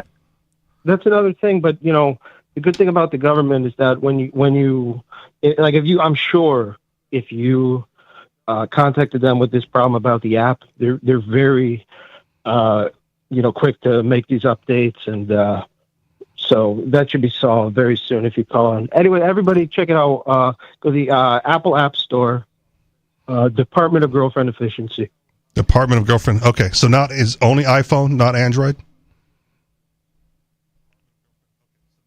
Is he gone? Oh, yep. Okay, all right. I wonder if it's a real app. I don't think it is, though. Well, I will check later because I do have an iPhone. Well, I did too, but... Oh, okay. Department of Girlfriend Efficiency, huh? Probably won't use it, but it'd be funny if it were. Yeah. Yeah, it would be funny. Remember the original iPhone? They had like the red dot app? No. No? Oh man, this was a big deal early on. Like when the App Store first became a thing, all the apps were like $1.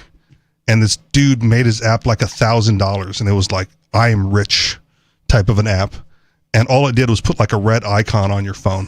Huh. And it's like, so if you had the red icon, it's like everyone knew that you could afford this like $1,000 app that only put that thing on there. Wow. But people thought it was a joke. And when they got the charge for $1,000, like, what is this? This is not what I paid for. I'm like, yeah, it was. It said, I'm rich. And it's $1,000. It was a thing. That's hilarious. It was. Hilarious. Yeah. That's obscene. Obscenely funny. I don't think you could get away with it now. There's more oversight on the App Store. But. Yeah, I'm sure there is. They wouldn't want you just to make an app worth $1,000. It's going to be putting a red dot on the screen. Yeah, you got to call it an NFT now, right? Oh man, don't get me started. Or a meme coin. NFTs have a legitimate function, and it was just they do. But it was abused. Yeah, when it first came out. Abused. It was abused because people wanted to make it seem like a picture was special or an album was special, rather than this is a non-fungible token to prove that you own property. Yes. Or own a house or own something. Leave it to humans to take something revolutionary and turn it into cats. Yes. So, or in this case, gorillas, right? Wasn't that the monkey NFTs? I don't know. It was. The big one that first broke Ethereum was the CryptoKitties. Okay, I remember that. All right. That was kind of an NFT game sort of thing. I feel like that was pre-NFTs, but all right. I remember the CryptoKitties. Yeah. Anyways. But I heard dudes like Gary Vaynerchuk going like, oh no, what you got to do, man, is like you got to take the receipt that you give people at your restaurant and just turn that into an NFT. Like, that's the dumbest thing I've ever heard. Yeah. Again, they turned it into a scam. What was like legitimate property ownership, right? Like, I own this thing. I'm creating an NFT that says this belongs to me, like your house or your car or your boat or whatever. And it could have been a way to establish ownership outside of government registration. Yep. Right. I don't need my state tokens, my registration with the state or my title or deed with the state because I've got this digital thing now, this NFT.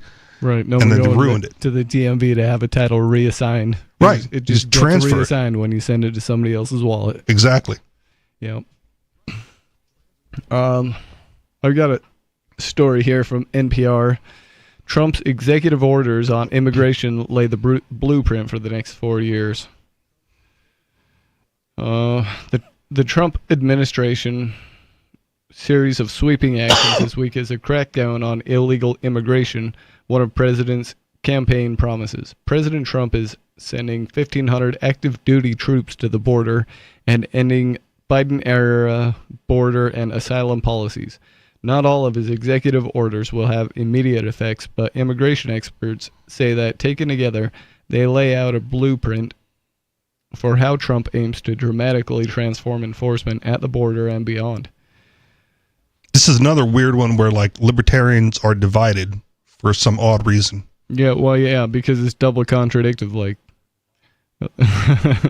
you have libertarians who... Because open borders is the stance, but... It should be. That should be like the libertarian position. Oh, it is. It's my position. Free people should cross the borders of countries freely, or you do not have free people or free countries. Yep. But that being said, it does get complicated though when you have George Soros funding groups of it gets people who would never otherwise immigrate. It gets really complicated too when you add a welfare system, and then you have a bunch of welfare slaves that want to come in and get welfare, rather than ending the welfare system. The Republicans say we're going to end this illegal immigration. Yeah. Yep. Unnatural incentives, you could say, even because it goes way beyond welfare. Yeah, they're being given free bus rides here, put up in hotels. Yeah, and that's not across the board. Some people will try to do it the correct way and wait 7 years, and some people will wait 3 days. And there's no rhyme or reason. None of it really makes any sense. It doesn't. And quotas for certain countries. Yep. We got too many of you people. We got to let in more of those guys over there. So instead of making the immigration process easier, Trump is opting to deport people.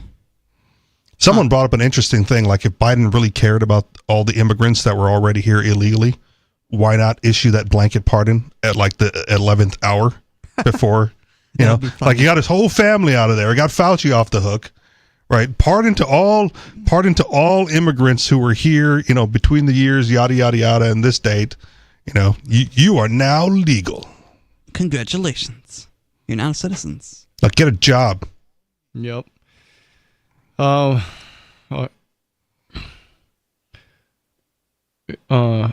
another note, he's you heard that he's doing away with the anchor babies policy. Yeah. That's pretty controversial, isn't that one of the original things listed in the Constitution? It's not the original. I don't think it's necessarily original. I think it's the 14th Amendment that established it. Yes. And it came after the 1860s. Okay. So here's the controversial part of it. And if you want to pull up the text, I could do it quickly, but the verbiage that they're adjudicating is of the jurisdiction of, or within the jurisdiction of, or whatever. There's a comma in the 14th Amendment, and it talks about jurisdiction, and then there's another comma, and the entire argument is between those two commas. And again, I was having this discussion yesterday with a buddy of mine, and one of the things that he brought up was John McCain and Barack Obama and their United States citizen status. And the claim was that even if Barack Obama was born in Kenya, because he was born to two American parents, he's de facto an American citizen.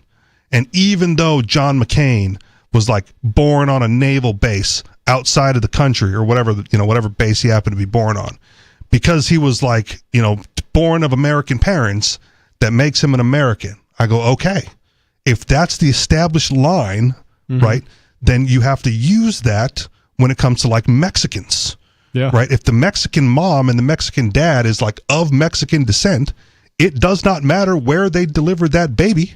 That's a Mexican baby. Yeah. And I think that's Trump's that's Trump's claim to waive the birthright citizenship, is that the parents are of the jurisdiction of Mexico as Mexican citizens, right? And therefore their progeny is of the jurisdiction of Mexico and is therefore a Mexican citizen or whatever country, right? And therefore not of the jurisdiction of the United States and not granted de facto birthright citizenship. Well, some people disagree with that, even though sounds logical to me. The ACLU has gone ahead and filed suit against Donald Trump specifically. Okay. Charges the Trump administration with flouting the Constitution's dictates, congressional intent, and long-standing Supreme Court precedent. All right, I pulled it up real quick, so let me just give you the actual verbiage, and then you can carry on. Yeah. Section 1 of the 14th Amendment. All persons born or naturalized in the United States, comma, and subject to the jurisdiction thereof, comma, are citizens of the United States and of the states wherein they reside. So the whole argument is and subject to the jurisdiction thereof. Like that's where the argument is being hung. Okay. And again, already established, with Skid Row on the call, right? There's no real United States citizenship, so it's all null and void. Right. But they're going to say you are or you aren't, and that's where they're hanging it. Yeah. I wonder what Mexico's policy is towards Mexican babies born on American soil. I don't know. That's for them, right? If there's a very small subset of actual stateless people who no territorial jurisdiction claims sovereignty over, right? Like I don't. There's a list somewhere. I don't have it in front of me. I could look it up again. But like a stateless individual is a thing where they're not a citizen of any country on the planet. Yeah, I heard that's a tricky place to be. It is a very tricky place to be, right? What do you do? Basically, you're subject to being thrown in a prison without any protections. Right, and so per Elon Musk and Roger Ver, right? There's a price to pay for or what would I say? There's a I can't remember the exact quote, but I can't either. But there's a benefit to membership. Essentially. Yeah, something like that. Yeah. Yeah. Membership has its perks, or whatever he said. So if you have to be, it's to get away with that sort of thing, right? We're all fans of statelessness and anti-government, and you don't own me. Right, but if someone doesn't claim you, life is difficult. Indeed. Well, according to Anthony D. Romero, executive director of the American Civil Liberties Union, denying citizenship to U.S.-born children is not only unconstitutional, it's also a reckless and ruthless repudiation of American values. Birthright citizenship is part of what makes the United States the strong and dynamic nation that it is. This order seeks to repeat one of the gravest errors in American history by creating a permanent subclass of people born in the U.S. who are denied full rights as Americans. We will not let this attack on newborns and future generations of Americans go unchallenged. The Trump administration's overreach is so egregious that we are confident we will ultimately prevail. Yeah. Yeah, I don't know. We'll see how that goes. To me, it seems unconstitutional on the surface, but again, if it's never been challenged before and this is the challenge, right, the courts are going to weigh on one way or the other. Well, the way the 14th Amendment's worded, to me, doesn't sound like they're necessarily under the jurisdiction, unless they're just claiming ownership over that person because they were born here. Like, born here, it's mine. Claimed. Well, that's the 14th Amendment as it stands now, right? You're born here, you're subject to the jurisdiction of the United States, and they claim you. Okay. Right, and if you want to get dual citizenship elsewhere or someplace that offers it, you can be claimed by multiple. If only somebody had the the foresight to have given detailed, a detailed description of what they actually meant. Instead of writing one sentence with some precariously placed comments.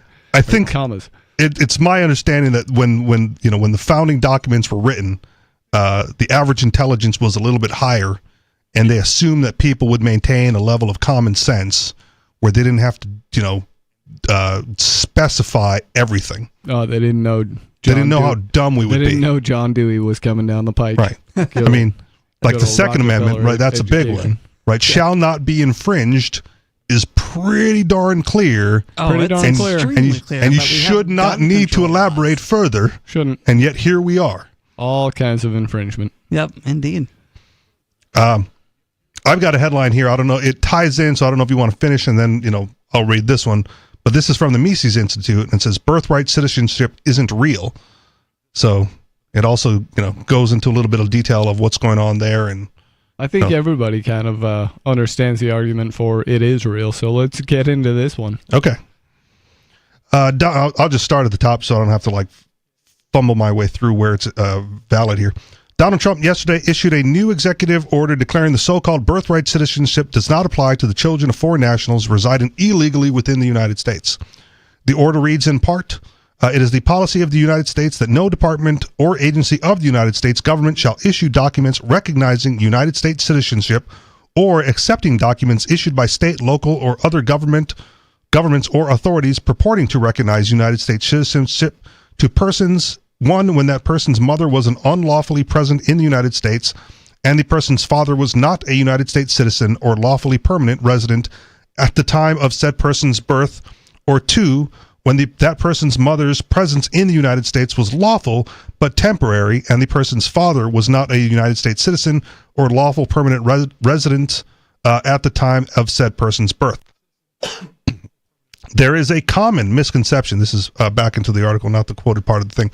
There is a common misconception in the United States that the 14th Amendment to the U.S. Constitution mandates that the U.S. government grant citizenship to anyone and everyone born within the borders of the United States.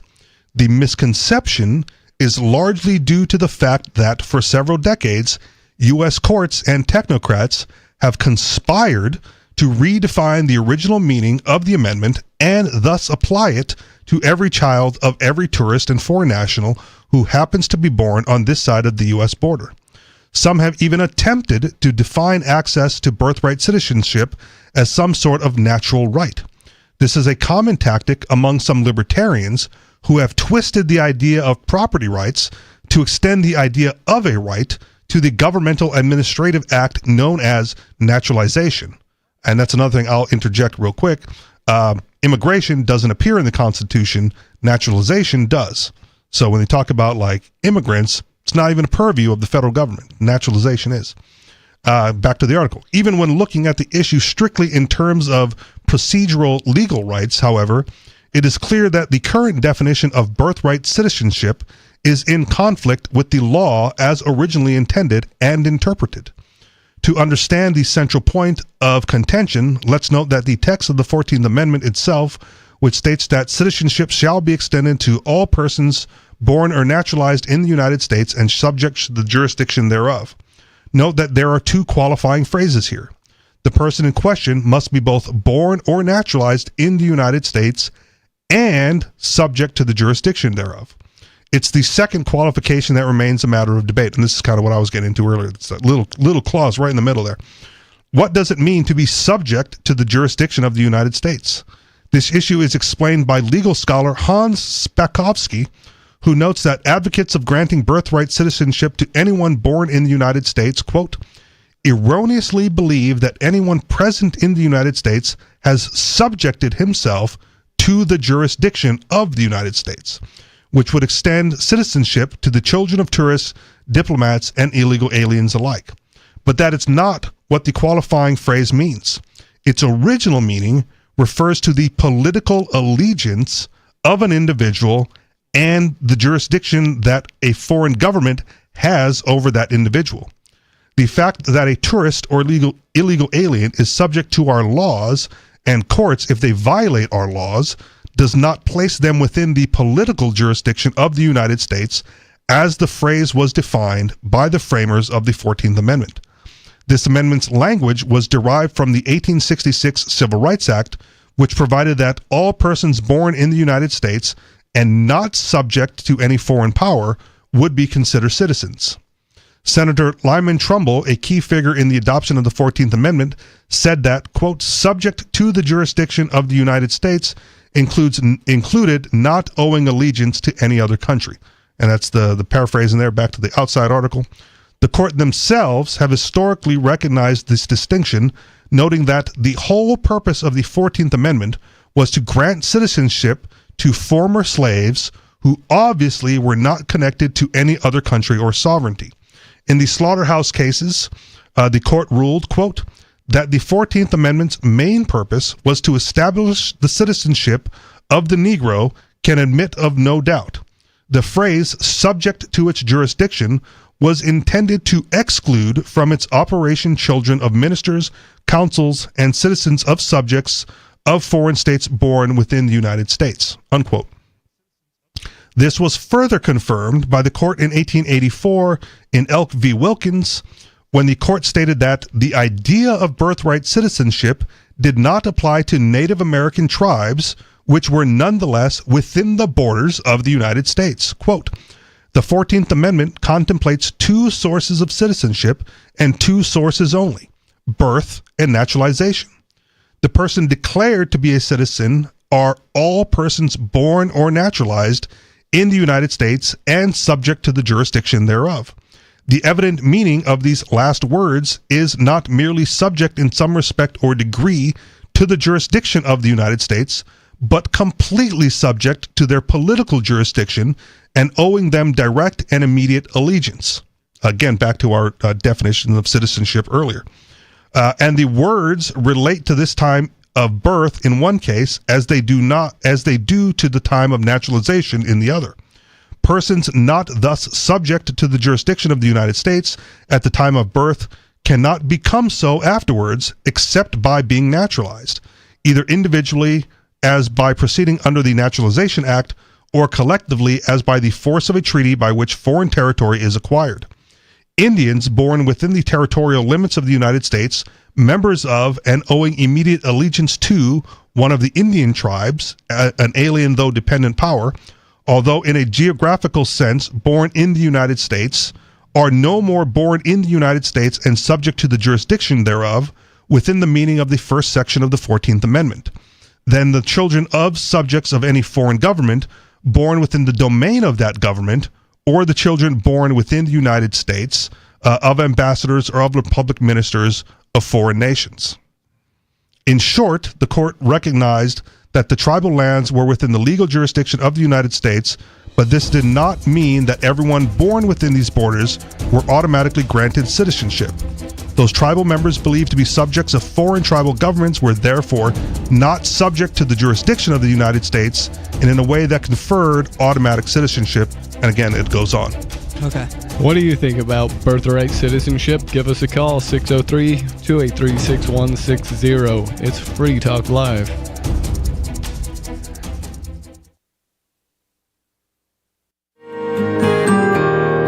So the protection of life, liberty, and property is what the Free State Project is all about. But it's an effort to move 20,000 people who understand. It's about demonstrating to the entire country that, yeah, we can have a free market, a truly free market. Making it just a freer, great place to live. It's the world's largest voluntarist libertarian community, and it's only getting bigger. That's amazing, to be able to move to a place where other people passionately believe in being free and independent. What the Free State Project is managing to do, though, is to put their money where their mouth is. Physically getting up across the country and saying, let's go someplace and let's demonstrate the power of these ideas. There's a lot of kind of philosophy that surrounds liberty. There's a lot of thinking about it and talking about it. But here in New Hampshire, people are doing it. 101 Reasons Liberty Lives in New Hampshire, a documentary by Free State Project Early Movers. Watch it free at 101reasonsfilm.com. 101reasonsfilm.com.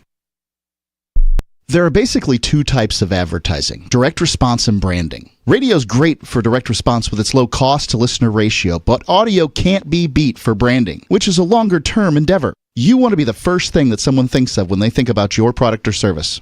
If you have a local business that you want kept top of mind in your community, call the station. If you need national reach, Free Talk Live's got around 200 radio stations, millions of monthly listening sessions, can suit all budgets, and if we don't think we're right for you, we'll tell you. Email me, Mark at freetalklive.com. Tired of cancel culture? Sick of mega tech corporations holding an axe over your head? Join the LRN.FM Matrix chat server. It's self-hosted, so no one else can tell us what to do or say. Don't like the existing channels? You can make your own. You can even connect into some of our channels from other Matrix servers. It's federated. For the full LRN.FM Matrix experience, though, you should join our server via the step-by-step instructions at chat.lrn.fm. Chat.lrn.fm. The latest episode of Free Talk Live continues with Hour 3 up next after the news here at listen.freetalklive.com. From Feature Story News in Washington, I'm Caroline Malone. A judge has put a short halt on the Trump administration's plans to freeze and review federal funding for many assistance programs until Monday. Several non-profit organizations sued the Trump administration following the announcement that federal aid programs would be halted, as the government is reviewing financial assistance to programs over 3 months. Nick Harper reports from Washington. The lawsuit claims the changes will have a devastating impact on hundreds of thousands of people who, the suit says, depend on grant money and financial assistance. The pause on federal grants and loans kicks in by the end of Tuesday, impacting potentially trillions of dollars and affecting healthcare, housing and early childhood education. It may also include funding for more than 70 million people who get Medicaid health insurance. Israel's ambassador to the United Nations insists that laws to prohibit UNRWA from operating in Israel will come into effect in 48 hours. Danny Danon told a UN Security Council meeting on Friday his country plans to go ahead with the decision despite opposition from the world body and other member states. The UN has called it a violation of international law. Jody Jacobs reports. In accordance with applicable Israeli law, UNRWA must cease its operations and evacuate. That was Israel's ambassador's address to the UN Security Council on Tuesday. Danny Danon insisting that the laws will be implemented and UNRWA will cease to operate inside Israel. The United Nations says these laws are in clear contravention of international law and of a General Assembly resolution. UNRWA's head Felipe Lazzarini says the fate of millions of Palestinians is now at stake. Implementing the legislations makes a mockery of international law. The UN Secretary General has also written to Israel requesting it rescind the laws that come into effect on January the 30th. Jody Jacobs, New York. Students in Oklahoma could soon be required to show proof of citizenship. The state's Board of Education on Tuesday approved a proposal that would require parents to show proper ID when enrolling their kids. A 1982 Supreme Court ruling reaffirmed the right for children in the U.S. illegally to attend public schools. Tony Waterman has more. The state's Republican superintendent, Ryan Walters, says a proof of citizenship requirement is about keeping a tally on how many undocumented students are in the school system, and that it would not prohibit those students from attending classes. But critics say the measure will make immigrant families feel afraid, especially after the White House issued a directive last week allowing undocumented people to be arrested in schools, reversing a long-standing policy. The proposal will need to be approved by lawmakers and the governor before it can take effect. Tony Waterman, Texas. From bureaus worldwide, this is FSN. With FSN Spotlight, I'm Simon Marks. Today, DeepSeek. You almost certainly had not heard of it just a few days ago, but now, suddenly, the Chinese-built AI assistant is the biggest phenomenon to hit the world of technology for years. Faster to operate and much cheaper to build than Sam Altman's OpenAI, in a matter of hours, it called into question the view of successive US governments that America can dominate the world of the future by dominating the future of AI. Andrew Grill is an AI expert and author of the best-selling book Digitally Curious. The US basically said we're going to cut access to GPU chips and know-how to prevent other countries from getting a leg up. So what the smart engineers in China did, as all engineers want to do that don't have all the stuff they need, they innovated. They said, we can't do it with the best chips, we'll do it with the chips we have. So what we're seeing is it's comparable, it's a lot cheaper to run, but importantly, it's open source. So someone out there is listening and saying, I want to take advantage of this AI, I want to use someone else's model.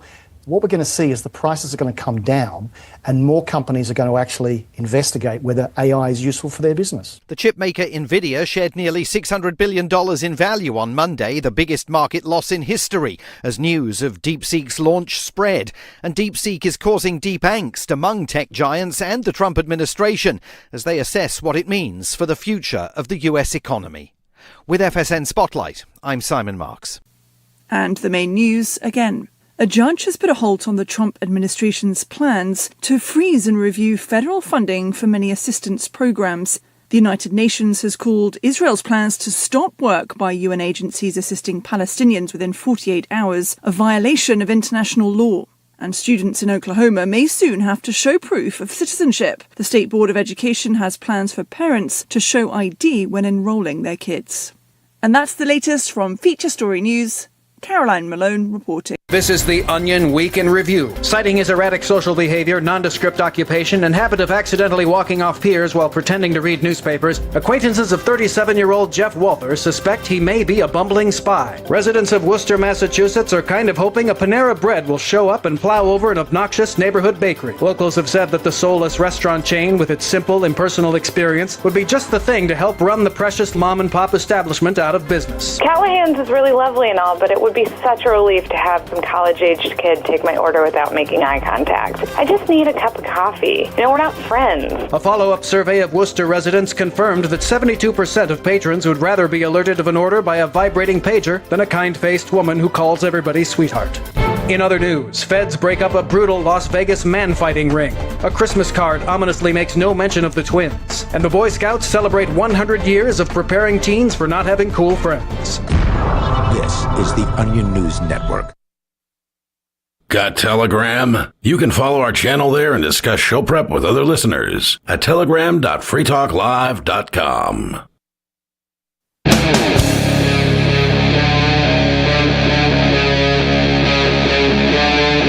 Free Talk Live.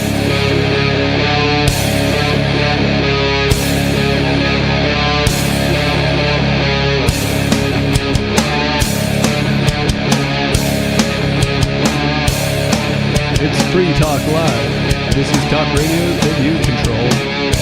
The phone number in the studio is 603-283-6160. Call and get your thoughts on the air. Some of you have wanted to support Free Talk Live's mission on a monthly basis, but don't want to support Patreon. Now we have an alternative that also helps our premier streaming platform, Odyssey. Visit video.freetalklive.com and click join at the top of the channel. You can subscribe for $5 per month, and unlike other subscription services, Odyssey adds their processing fee on top, so it will cost a little over $5 per month. But Free Talk Live will receive the entire amount you pledged. Higher donation tiers are available if you are feeling so inspired. You will get a special membership badge that is visible in the Odyssey chat room, and if we get enough supporters, we may enable members-only chat. This new subscription method is a great way to decentralize our direct listener support away from just Patreon and also support a libertarian-run business, Odyssey.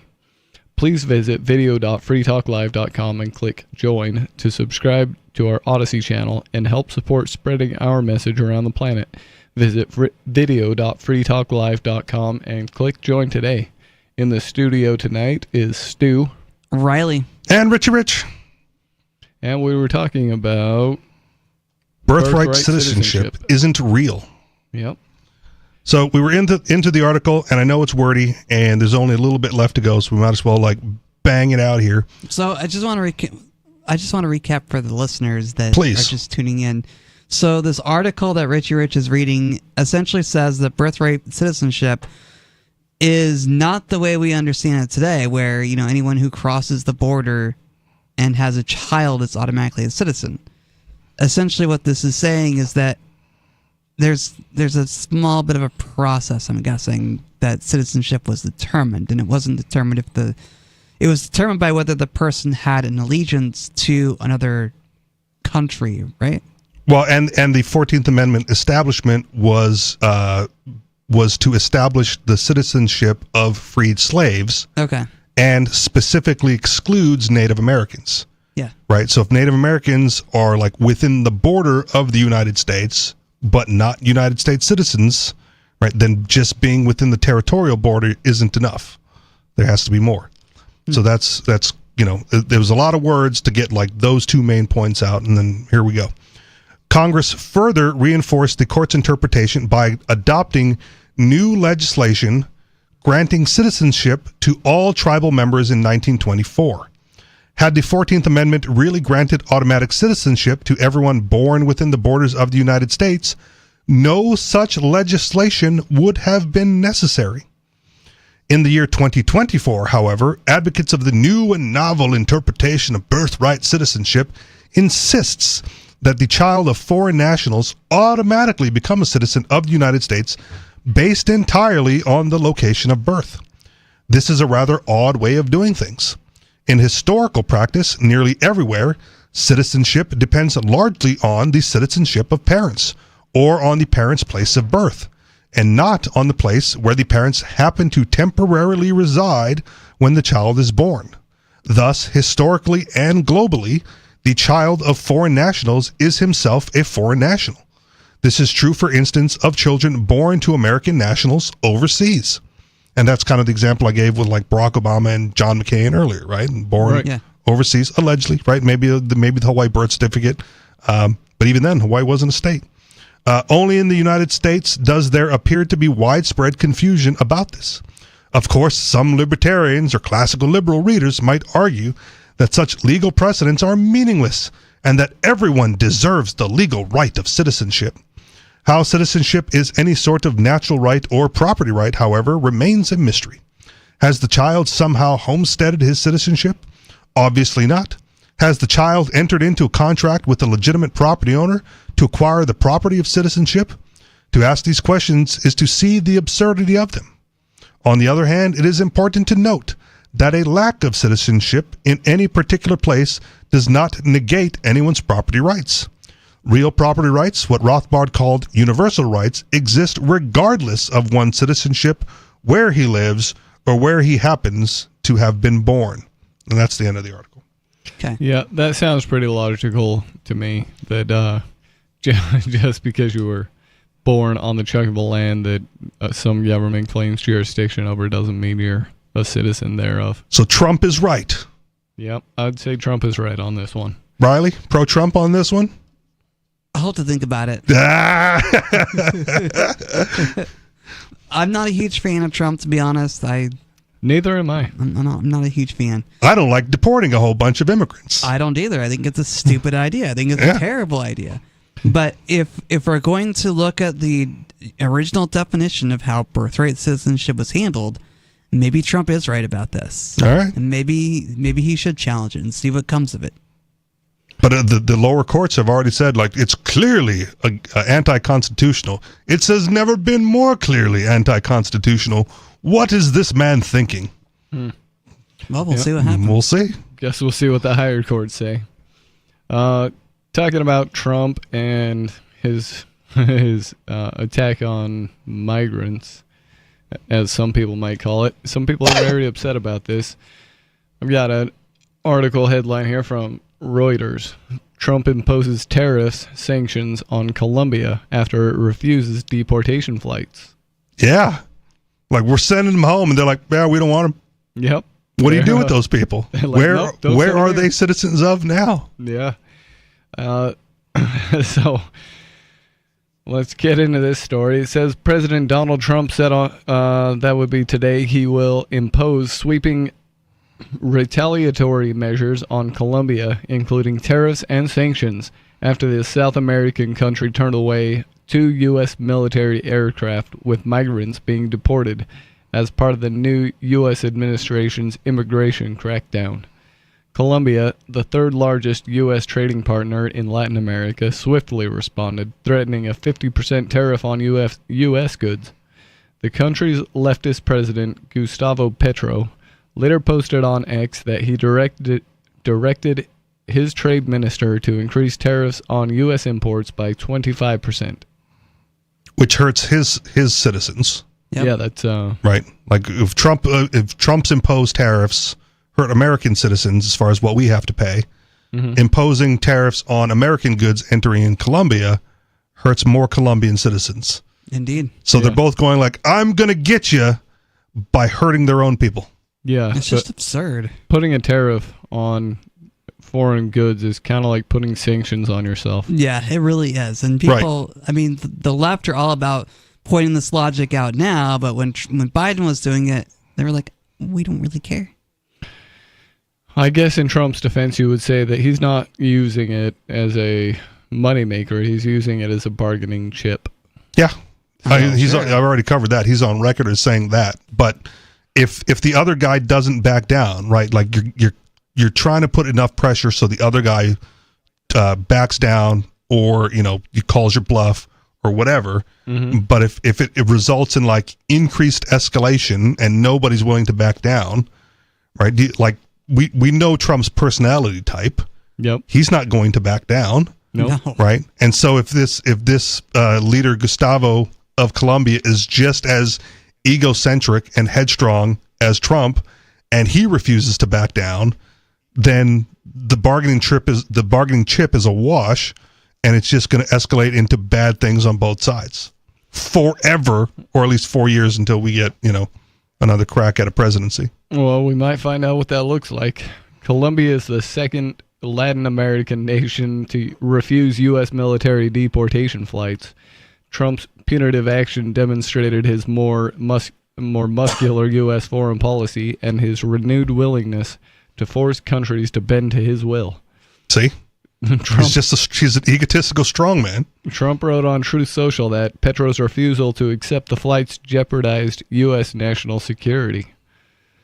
I'm not buying that either. Yeah, I don't buy that. Yeah, I national don't buy it security is a weak argument. That's It's like a what you very weak use when you're argument. all out of excuses. I mean, that was his reasoning for like trying to take over Canada and Greenland too. We need it for national security. Really? Did he say that? Basically. I must have missed that part. That's pretty Okay. funny. At least Greenland. The retaliatory measures include imposing 25% tariffs on all Colombian goods coming into the U.S., which will go up to 50% in 1 week. A travel ban and visa revocations on Colombian government officials, and emergency treasury, banking, and financial sanctions. The CIA planes carrying the Colombian cocaine will get through just fine, though. I wonder if that means my coffee's going to get expensive. Oh, probably. You don't buy domestic coffee? Go with the Colombian stuff? It's all imported. A lot of it comes from Africa. All right. And other South American countries, but some of it's from Colombia. I'm from Hawaii, so like when I really need coffee, I just have my mom send me up like the 100% Kona blends. Oh man, Kona's good beans. Yeah, it is. Oh man, that sounds. I'd love to try that one day. Remind me, I may have a bag that is not in use, Riley, and I will gift it to you. Okay. Yeah, when I run out of good coffee, one of the go-tos that I get is a 10% Kona blend that you can get at the grocery store. So I figured that way at least it's 10% real coffee. No. It's like, hey, everything Ma, else there is just garbage. send that care package. Chocolate-covered macadamia nuts and 100% Kona coffee. Oh, man. That sounds good. Trump said he would also direct enhanced border inspections of Colombian nationals and cargo. These measures are just the beginning, he wrote. We will not allow the Colombian government to violate its legal obligations with regard to the acceptance and return of the criminals they forced into the United States. He later posted a picture of himself on Truth Social in a pinstripe suit and a fedora in front of a sign reading FAFO, a common slang acronym for F around to find out. So he's dressed like a gangster on Truth Social. Yep. Did someone toss him a Tommy gun just for the photo op too? Yeah, like a zoot suit gangster, I A guess. pinstripe with the fedora, man. That's gangsta. Oh wow. Or hard R, that's gangster. America will no longer be lied to nor taken advantage of, U.S. Secretary of State Marco Rubio in a statement adding that Petro had authorized these flights but then canceled his authorization when the planes were in the air. Well, you can withdraw consent at any time, I guess. Yeah, you can. Yep. Anyway, it just goes on to say this is all part of Trump's sweeping crackdown on immigration. Yeah, again, like he got a lot of things right in the beginning, and from the libertarian perspective, like really fumbled it on the immigration issue hard. Yeah. Yeah. Yeah. Well, you can't have everything in the world, I guess. Well, yeah, and again, it's too much pressure to expect that just because he did some libertarian things that he would do all the libertarian things. Yeah. Because then he would have just been the libertarian guy, yeah. and he wasn't. Something tells me we got more of that coming. Oh, yeah. Guess he got pretty buddy-buddy with good old Bill Gates. And I was talking to someone else, same buddy of mine yesterday, about the libertarian vote for Trump. The deal is concluded, right? He bought your vote. He freed Ross, and now we can attack him again. Right. Right. Like that's that was the agreement. We'll vote for you if you free Ross Ulbricht, and we voted for him, or some of you guys voted for him, and he freed Ross Ulbricht, and so that's done.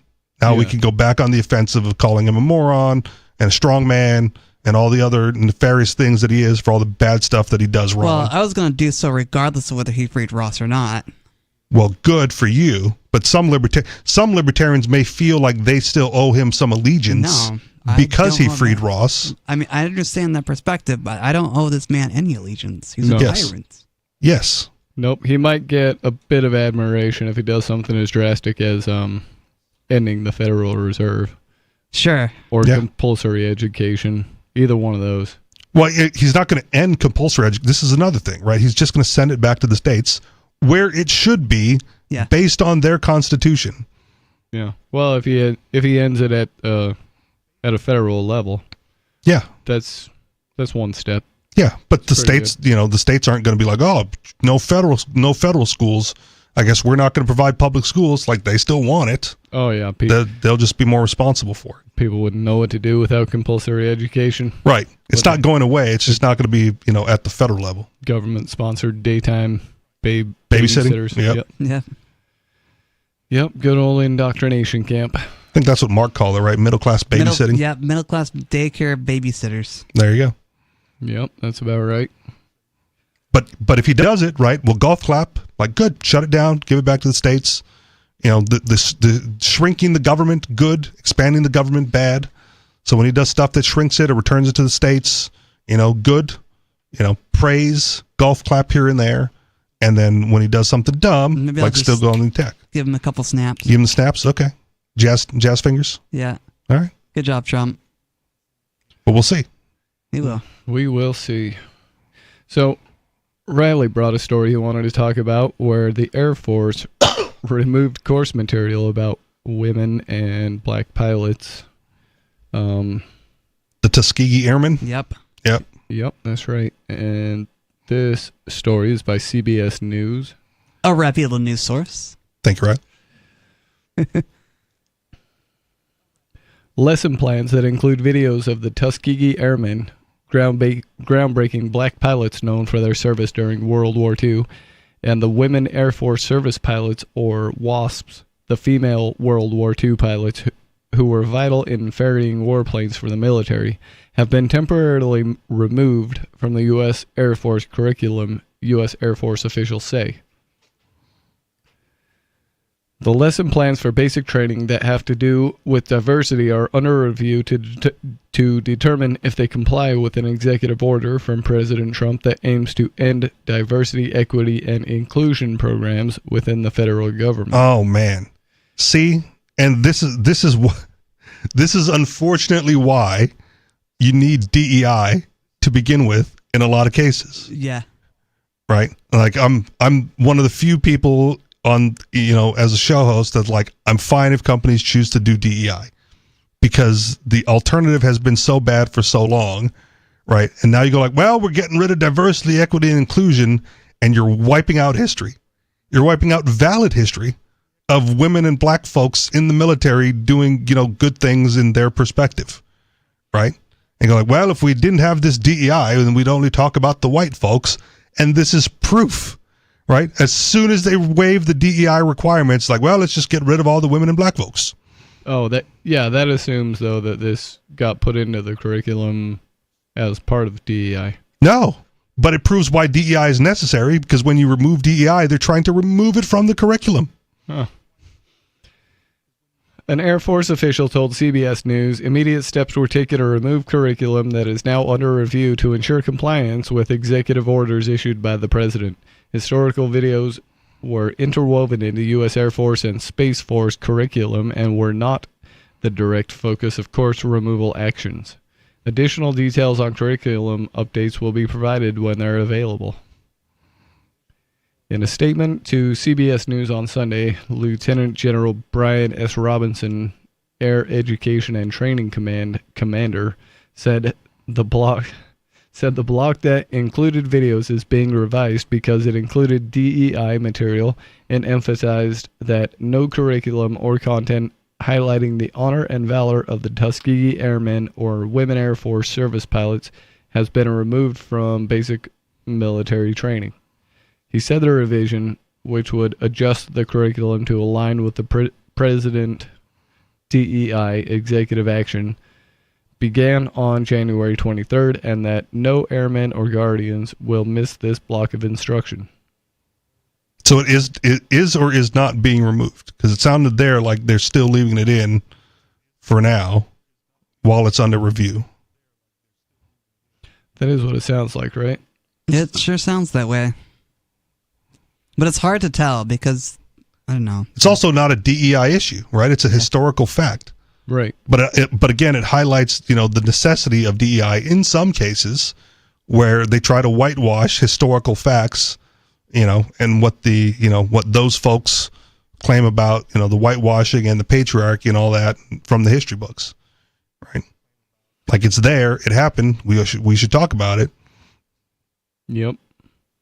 The revised training, which focuses on the documented historic legacy and decorated valor with which these units and airmen fought for our nation in World War II and beyond, will continue on 27th of January, Robinson said. The Air Force has not removed these airmen's incredible heritage from any training.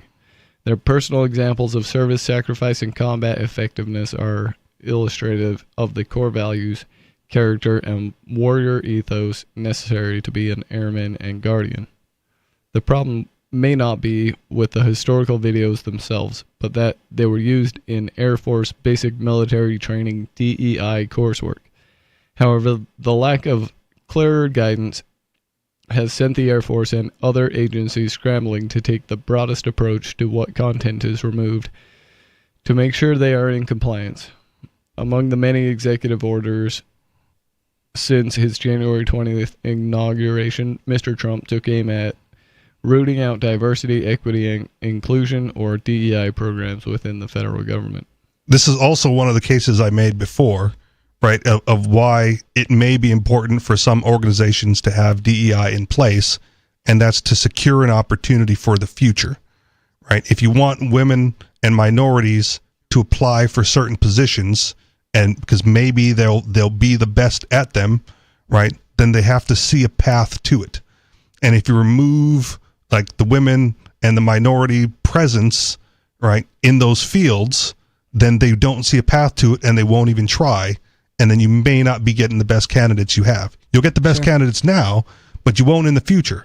But if you show them a path, in those fields, like I used the example in the past of women in STEM, right, science, technology, engineering, and mathematics, right, if you show them a path, they might be able to do well. And that's not saying that immediately they're going to be better than the men, but that in the future, as more women start to enter those fields, as more women and minority enter the Air Force, because they see a path to success within it, right, then you have a larger pool of candidates from which to derive the best candidate from.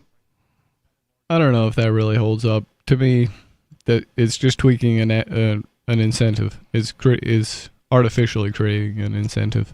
But it's been artificially decreated by not giving them a path to it, right? In a white male dominated society, ableist society, I imagine. That may be true, or that may have just been the way things worked out best for people back then. I don't know. Yeah. What do you think about white DEI? male dominated society worked really well for white males? You think DEI is good or bad thing? Call us here at Free Talk Live, 603-283-6160.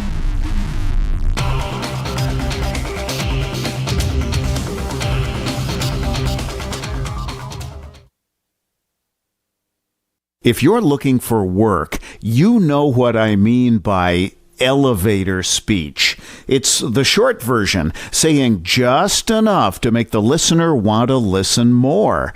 Even if you're not a job seeker, effective communication skills have never been more important, with money and attention so scarce now. So to cut through the clutter, choose every single word as though it was the last word the person you're speaking to will hear. Otherwise, it might be. Instead of saying, due to the fact that, say, because, and avoid mispronunciations. Say jewelry, not jewelry, which could offend. Undoubtedly, you don't want to say undoubtedly. And whatever you do, never use a preposition to end a sentence with. Just kidding. For more tips, hit survivalspeech.com. I'm Holland Cook. From Feature Story News in Washington, I'm Caroline Malone. A judge has put a short halt on the Trump administration's plans to freeze and review federal funding for many assistance programs until Monday. Several nonprofit organizations sued the Trump administration following the announcement that federal aid programs would be halted, as the government is reviewing financial assistance to programs over 3 months. Nick Harper reports from Washington.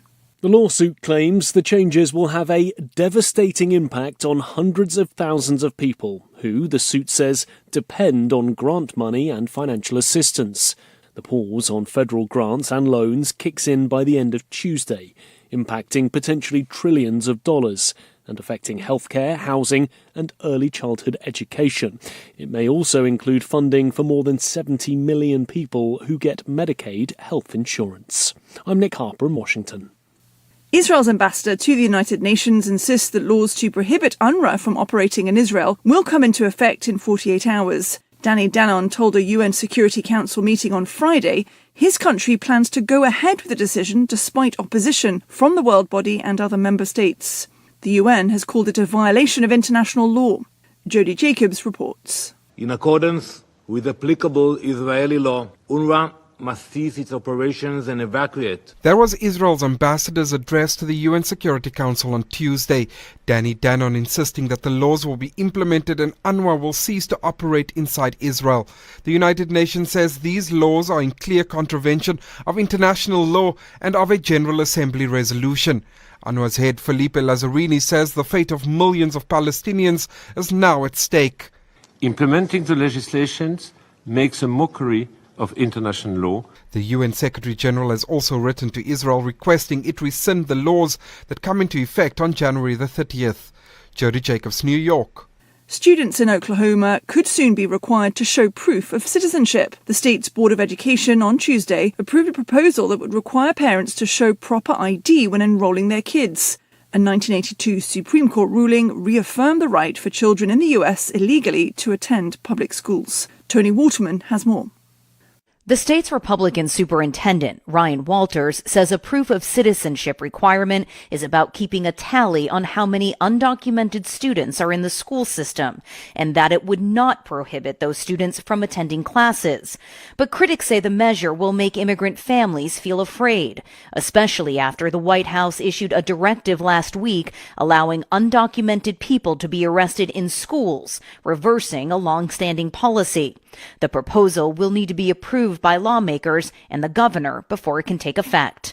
Tony Waterman, Texas. From bureaus worldwide, this is FSN.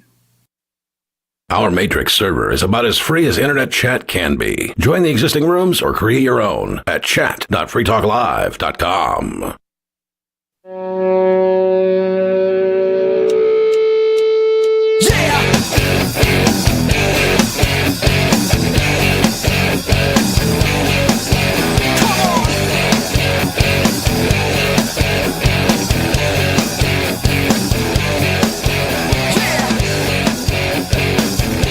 This is Free Talk Live. It's talk radio that you control. Give us a call. Get your thoughts on the air. The phone number to us here in the studio is 603-283-6160. And in the studio with me tonight, you've got Riley. And Richie Rich. And just now we were talking about DEI and whether it's a good thing or a bad thing.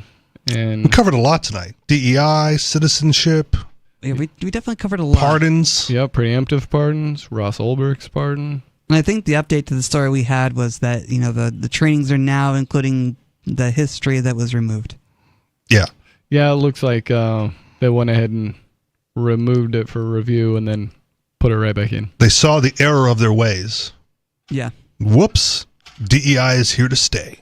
I guess they just checking themselves because King Trumpikins is on the tear. Yeah, well, King Trumpikins just has an ego and can't take having his ego challenged, Yeah. And again, it's strongman leadership. Yeah. Oh, okay. Before we move on, let's just talk about this real quick because this came up during the week as well, and it's probably going to go nowhere. But some Republican House member introduced legislation to give Trump a third term. Anybody? Did you see that? I did see that one. I've heard about it. Yeah. Okay. And it's kind of funny. This is the one thing about Trump, and I'm going to tangent real quick because he does bizarre things, and then we laugh at him, and then we make fun of him, and then it sticks, right? And then generations from now go like, well, how did the Gulf of Mexico change to the Gulf of America? And the answer is because Trump said so. Yeah.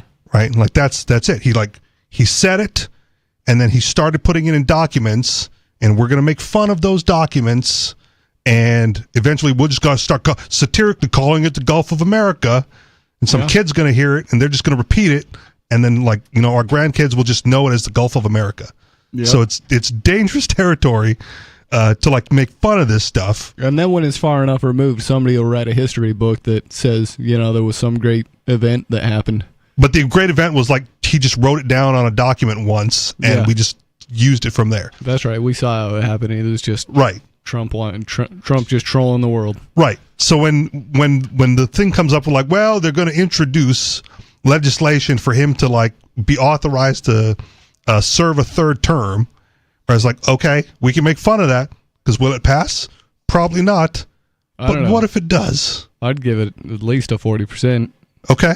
Well, what's the Polymarket rate on that? Is it up on Polymarket? I don't know. I've never used Polymarket, but I've never really used need Polymarket to start. either. Okay, I've never used it. This sounds right up my alley, though. You got to have crypto because that's how you pay for stuff on there, I think. Mm-hmm. I've never used it. I don't have any money in Polymarket, but I do reference it on occasion when I want to see what the odds of something are. Yeah. So anyway, you can check Polymarket. It's creepy good at predicting things, right? It's a predictive market. It's like the collective consciousness of bettors, and that's how you get the odds.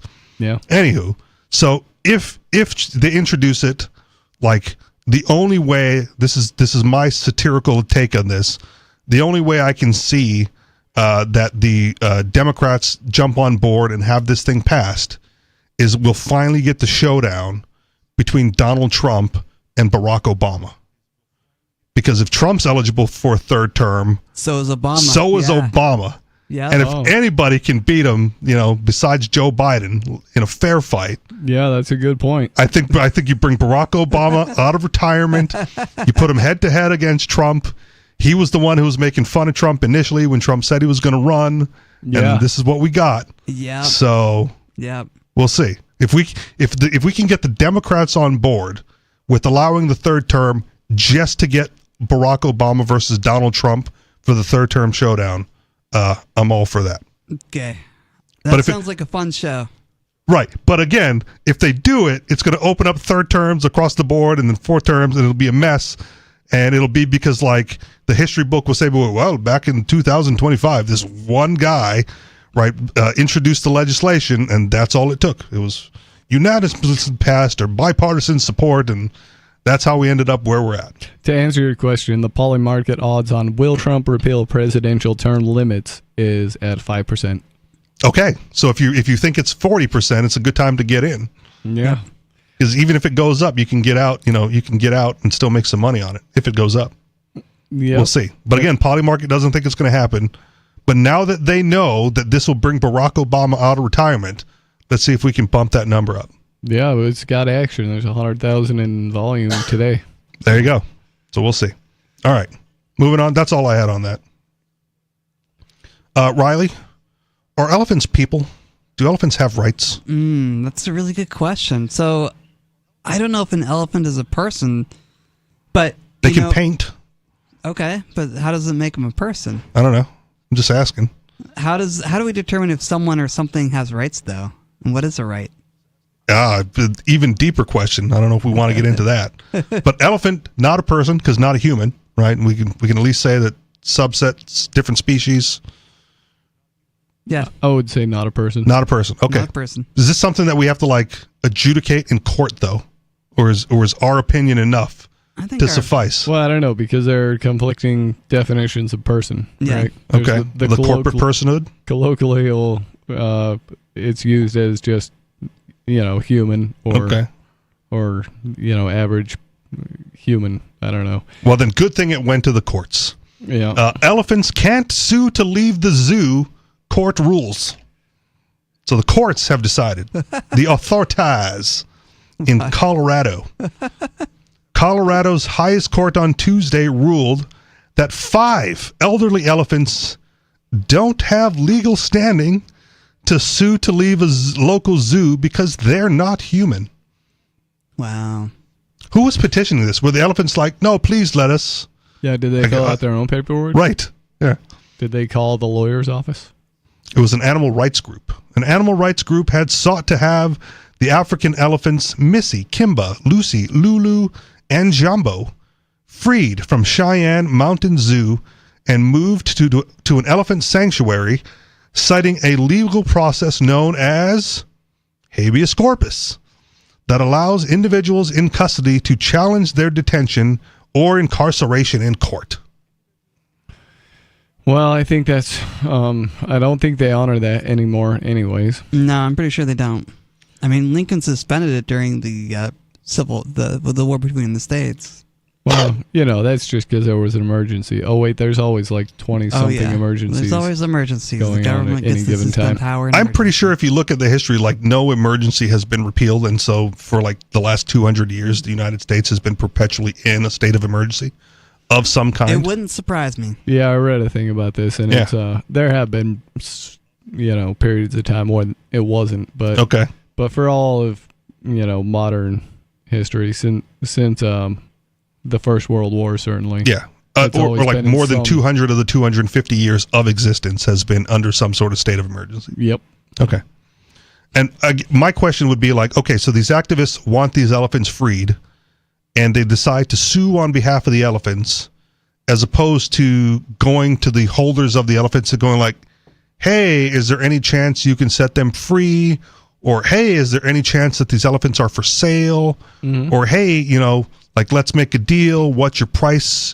We're very passionate about this. We want those elephants for our own, to put them in the sanctuary, Well, animal rights activists might have an aversion to paying for a living being because it's too close to chattel slavery or something.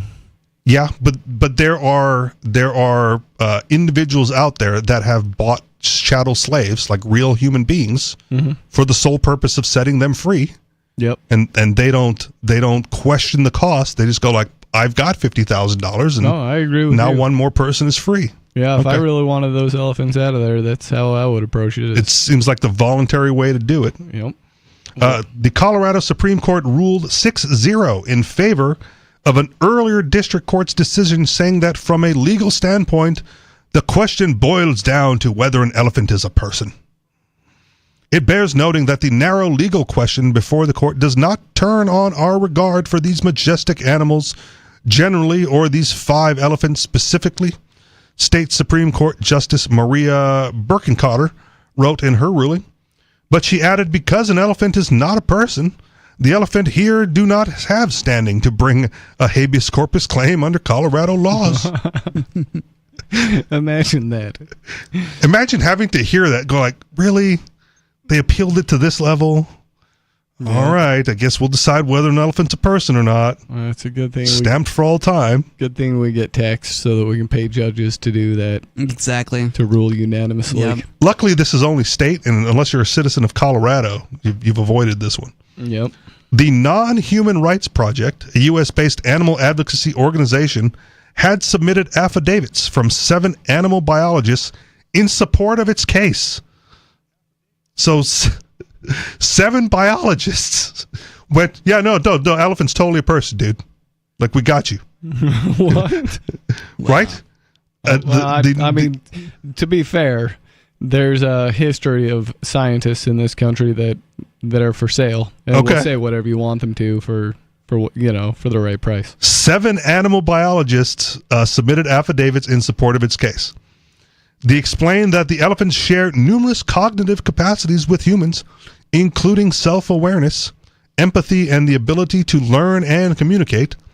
In the wild, elephants travel for many miles each day in complex social groups, the experts said. Christopher Berry, the executive director for the Non-Human Rights Project, described the Supreme Court's judgments as alarming, saying that it diminishes the court's power to protect the rights to liberty when it is violated. You imagine dropping one of these guys off in like 1680 in America, and like when they refer to the natives as savages and like referred to them as almost not even human. He's a witch. Yeah, he's a witch. Burn him. You imagine the level of offended these people would be. Oh man, they would be. But I'm really glad that we've come a long way as a people to recognize that the Native Americans aren't savages and they're actually human. Yep, I like to think that the all men are created equal idea I like to has think done that a lot too. to change things. Yeah. Yeah, except right after that, they went black people 3/5. Yeah, it's 3/5 though. It's not equal. Well, 3/5 does not equal 1. I agree. It's a math problem. Baby steps, right? All right. We've overcome that one. Thank you, DEI. Yeah, thank you. Regardless of today's result, support for recognizing legal rights for animals continues to grow, Berry said in an email Tuesday. He said the rights group is exploring ways to proceed in the Cheyenne Mountain Zoo case. In a statement, Cheyenne Mountain Zoo described the lawsuit as frivolous, noting that the rights group has attempted and lost similar suits against several other reputable zoos. While we're happy with this outcome, we are disappointed that it ever came to this, the zoo said. For the past 19 months, we've been subjected to their misrepresented attacks, and we've wasted valuable time and money responding to them in court and in the court of public opinion. A New York court reached a similar decision over an Asian elephant at the Bronx Zoo named Happy in 2022. In another case brought by the animal rights group, 2 New York judges expressed a dissenting opinion in support of Happy's right to liberty, Berry said. So not unanimous in New York. Interesting. As we've seen in other movements, early losses are to be expected, Berry said. While courts are often influenced by decisions in other states, every state has its own independent body of law. You got to work the system from the inside, right? You got to go to law school, become a lawyer, pay your dues, get a judgeship somewhere, get promoted to district or Supreme Court of your local area, and then bam, unleash your activism then. There you go. As an elephant? No. That'd be hilarious. That would be hilarious. Like Paddington. Where is it? The group has 2 other cases pending on appeal. Berry said one in Michigan on behalf of chimpanzees at a roadside zoo, and one in Hawaii on behalf of 2 elephants at a zoo. There's only like one zoo. Wildlife advocates, we call it the zoo. Wildlife advocates have long argued that keeping animals in captivity can cause suffering, even in facilities that aim to teach visitors about ecology and daily care. A woman was killed recently by an elephant at a venue in Thailand advertised as an ethical sanctuary, shining a light on the moral issue and potential dangers surrounding tours that involve the animals in Australia last year. In Australia last year, a koala sanctuary stopped offering cuddles with the furry animal amid growing concern about the risk of selfie-style tourists encounters to animal welfare. A big part of our challenge is simply overcoming the inertia of the status quo, and that requires time and education, Berry said. As we overcome that inertia, more and more judges will find the motivation and courage to rule in our favor. End of the article. All right. I don't know. Does it come down to reciprocity, Riley, as far as who you extend rights to? What do you mean by that question? Well, they say, the thing always comes up about like vicious animals, right? You can say the tiger has rights, but it will attack you. Right. Right. And so we don't grant rights to, vicious animals because their nature is to attack. We don't grant rights to food because, hey, we got to eat, right? Beef is delicious. Mm-hmm. So if they were to be able to articulate rights back to us, right? Like, no, I'm totally not going to attack you, bro. Right. Then, maybe we go like, okay, we're not going to hurt you. We're not going to put you on the list. I don't know. You can do other things in society. Can you get a job? Tiger just acts how Tiger is programmed to act. Right. Well, that's the point. We don't extend it to those, but if they could, right? Yeah, I guess if they could. Dogs have jobs, right? There's police dogs everywhere. There's, what do you call those? The rescue dogs and whatnot. They're able to be employed. They can collect the paycheck somewhere. They're not harmful. I don't know if that gives them rights per se. All But, right. Anyways, right now we're going to go to the phones where we've got David in New Mexico. What's on your mind tonight, David? Bunch of stuff. So what you just said about the police dog, since you hate cops, why don't you take the I don't hate opportunity cops. to... It's just I'm setting it up. It doesn't mean whether you factually do or you factually don't. I'm just setting up a little narrative here. I'm laying the groundwork, all right? So since you hate cops, where was I? Since you hate cops... That's where you were. That's exactly how far you got the first time. Since you hate cops, why don't you seize the opportunity to condemn them for sending a poor, dumb animal against some dude with a handgun because you're too scared yourself to go against that dude with a handgun, so you're going to send the dog in there first. Okay. I condemn the cops for sending the dog in first. I condemn the cops for sending the dog in first. Now you happy? Because I hate cops. Yep, me too. Not the hating cops part, though. I just think they made a bad decision. We all make bad decisions. Let's go to the next one. If Injuns ain't savages, Riley, then what do you call... And he said Indians, so we know we're talking about Native Americans, not people from India. Right. There you go. That's right. See? Besides, the Indians say Indians. They don't say Indians in all cases. Lots of them because say they're not Indians. They're not from India. Well, sometimes they claim to be Indians or Indians, so it gets confusing. Anyway, that's why. Remove the confusion. Just call them Indians. Riley. If Indians ain't savages, then what do you call Native Americans that committed a human sacrifice on hundreds of thousands of their own people? I wouldn't say that's savagery. I'd say it's misguided religiosity. I'd call them eugenicists. That too. Isn't it rather savage, if not barbarian, behavior, though, Riley? I could show you worse things that I think white it's Europeans very evil have done. behavier, but white Europeans have done the same thing. We're going to seize on the opportunity to attack. So you see how this works here, people? Well, somebody wants to condemn an egregious behavior by one group of people who generally consider to be a minority, and then immediately some dude like Mr. Dude on the first chair there comes and then defends the poor minority and finds something wrong with the white man. I mean, I could point out atrocities done by any culture. Absolutely. Yeah, I know. So why bother? But does that make everyone savages, or does that make the minority culture less savage? Wait a minute. Y'all getting ahead of yourself. How come? Why are you affecting that accent all of a sudden? That's right. How come? I'm channeling some people that I used to know, eh? So how come when a dude points out some egregious behavior... See, when a dude loves another dude... Yeah. Wait a minute. Shut up there, Mr. Funky Beard. So how come you feel the need... You can't just discuss what is brought up. You feel the need to deflect that argument and put it all back on the white man. How come? just to show that it doesn't have to do with the group that these individuals belong to, and the only individual I blame is the one that's actually sacrificing babies or whatever.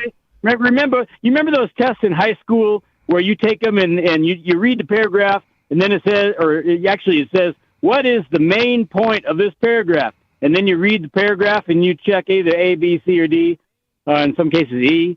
And the main E was usually all of the above or paragraph- none of the above.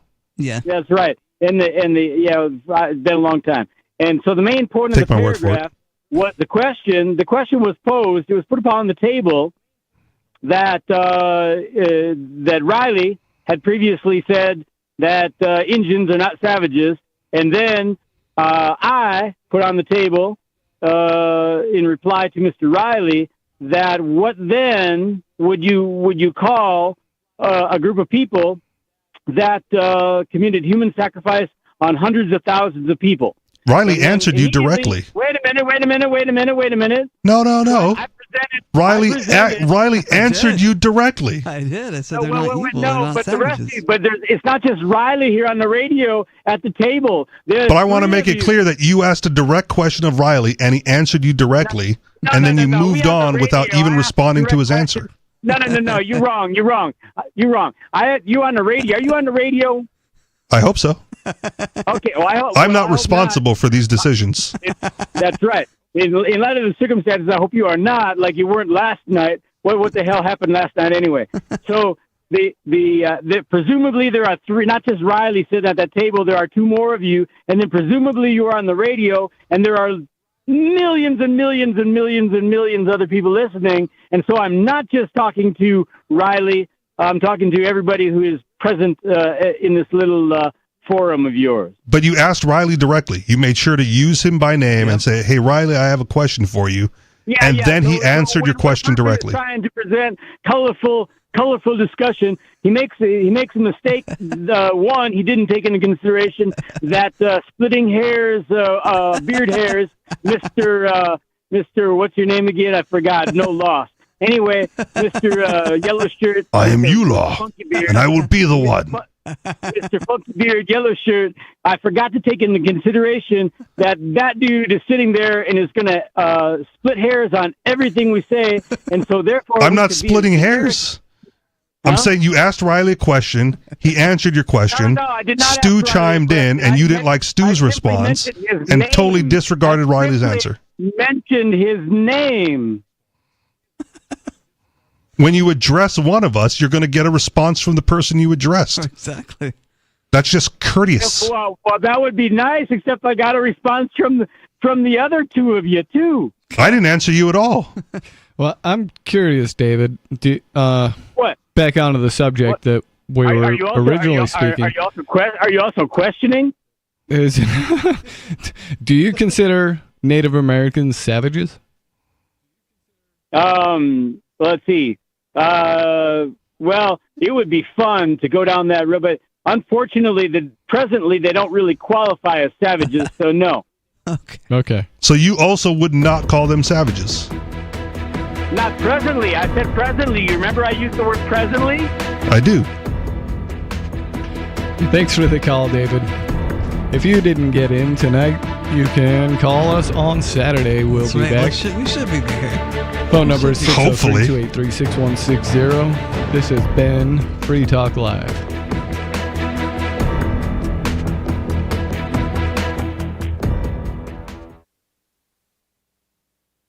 Free Talk Live. If I were a parent, and I am not, Mark, you are, I am not, but if I were a parent, then I would be teaching my kids the difference between right and wrong based on whether or not people get hurt, not whether or not some elected official has written some words down on a piece of paper and deemed something to be illegal. There have been so many things over the history of time that have been labeled as illegal. It's legal. It was legal to shoot engines in this country. Did that make it right? Legal and illegal, right and wrong, these things do not correspond here in America. They rarely correspond, as a matter of fact. Anywhere. Yeah. Now, there are some things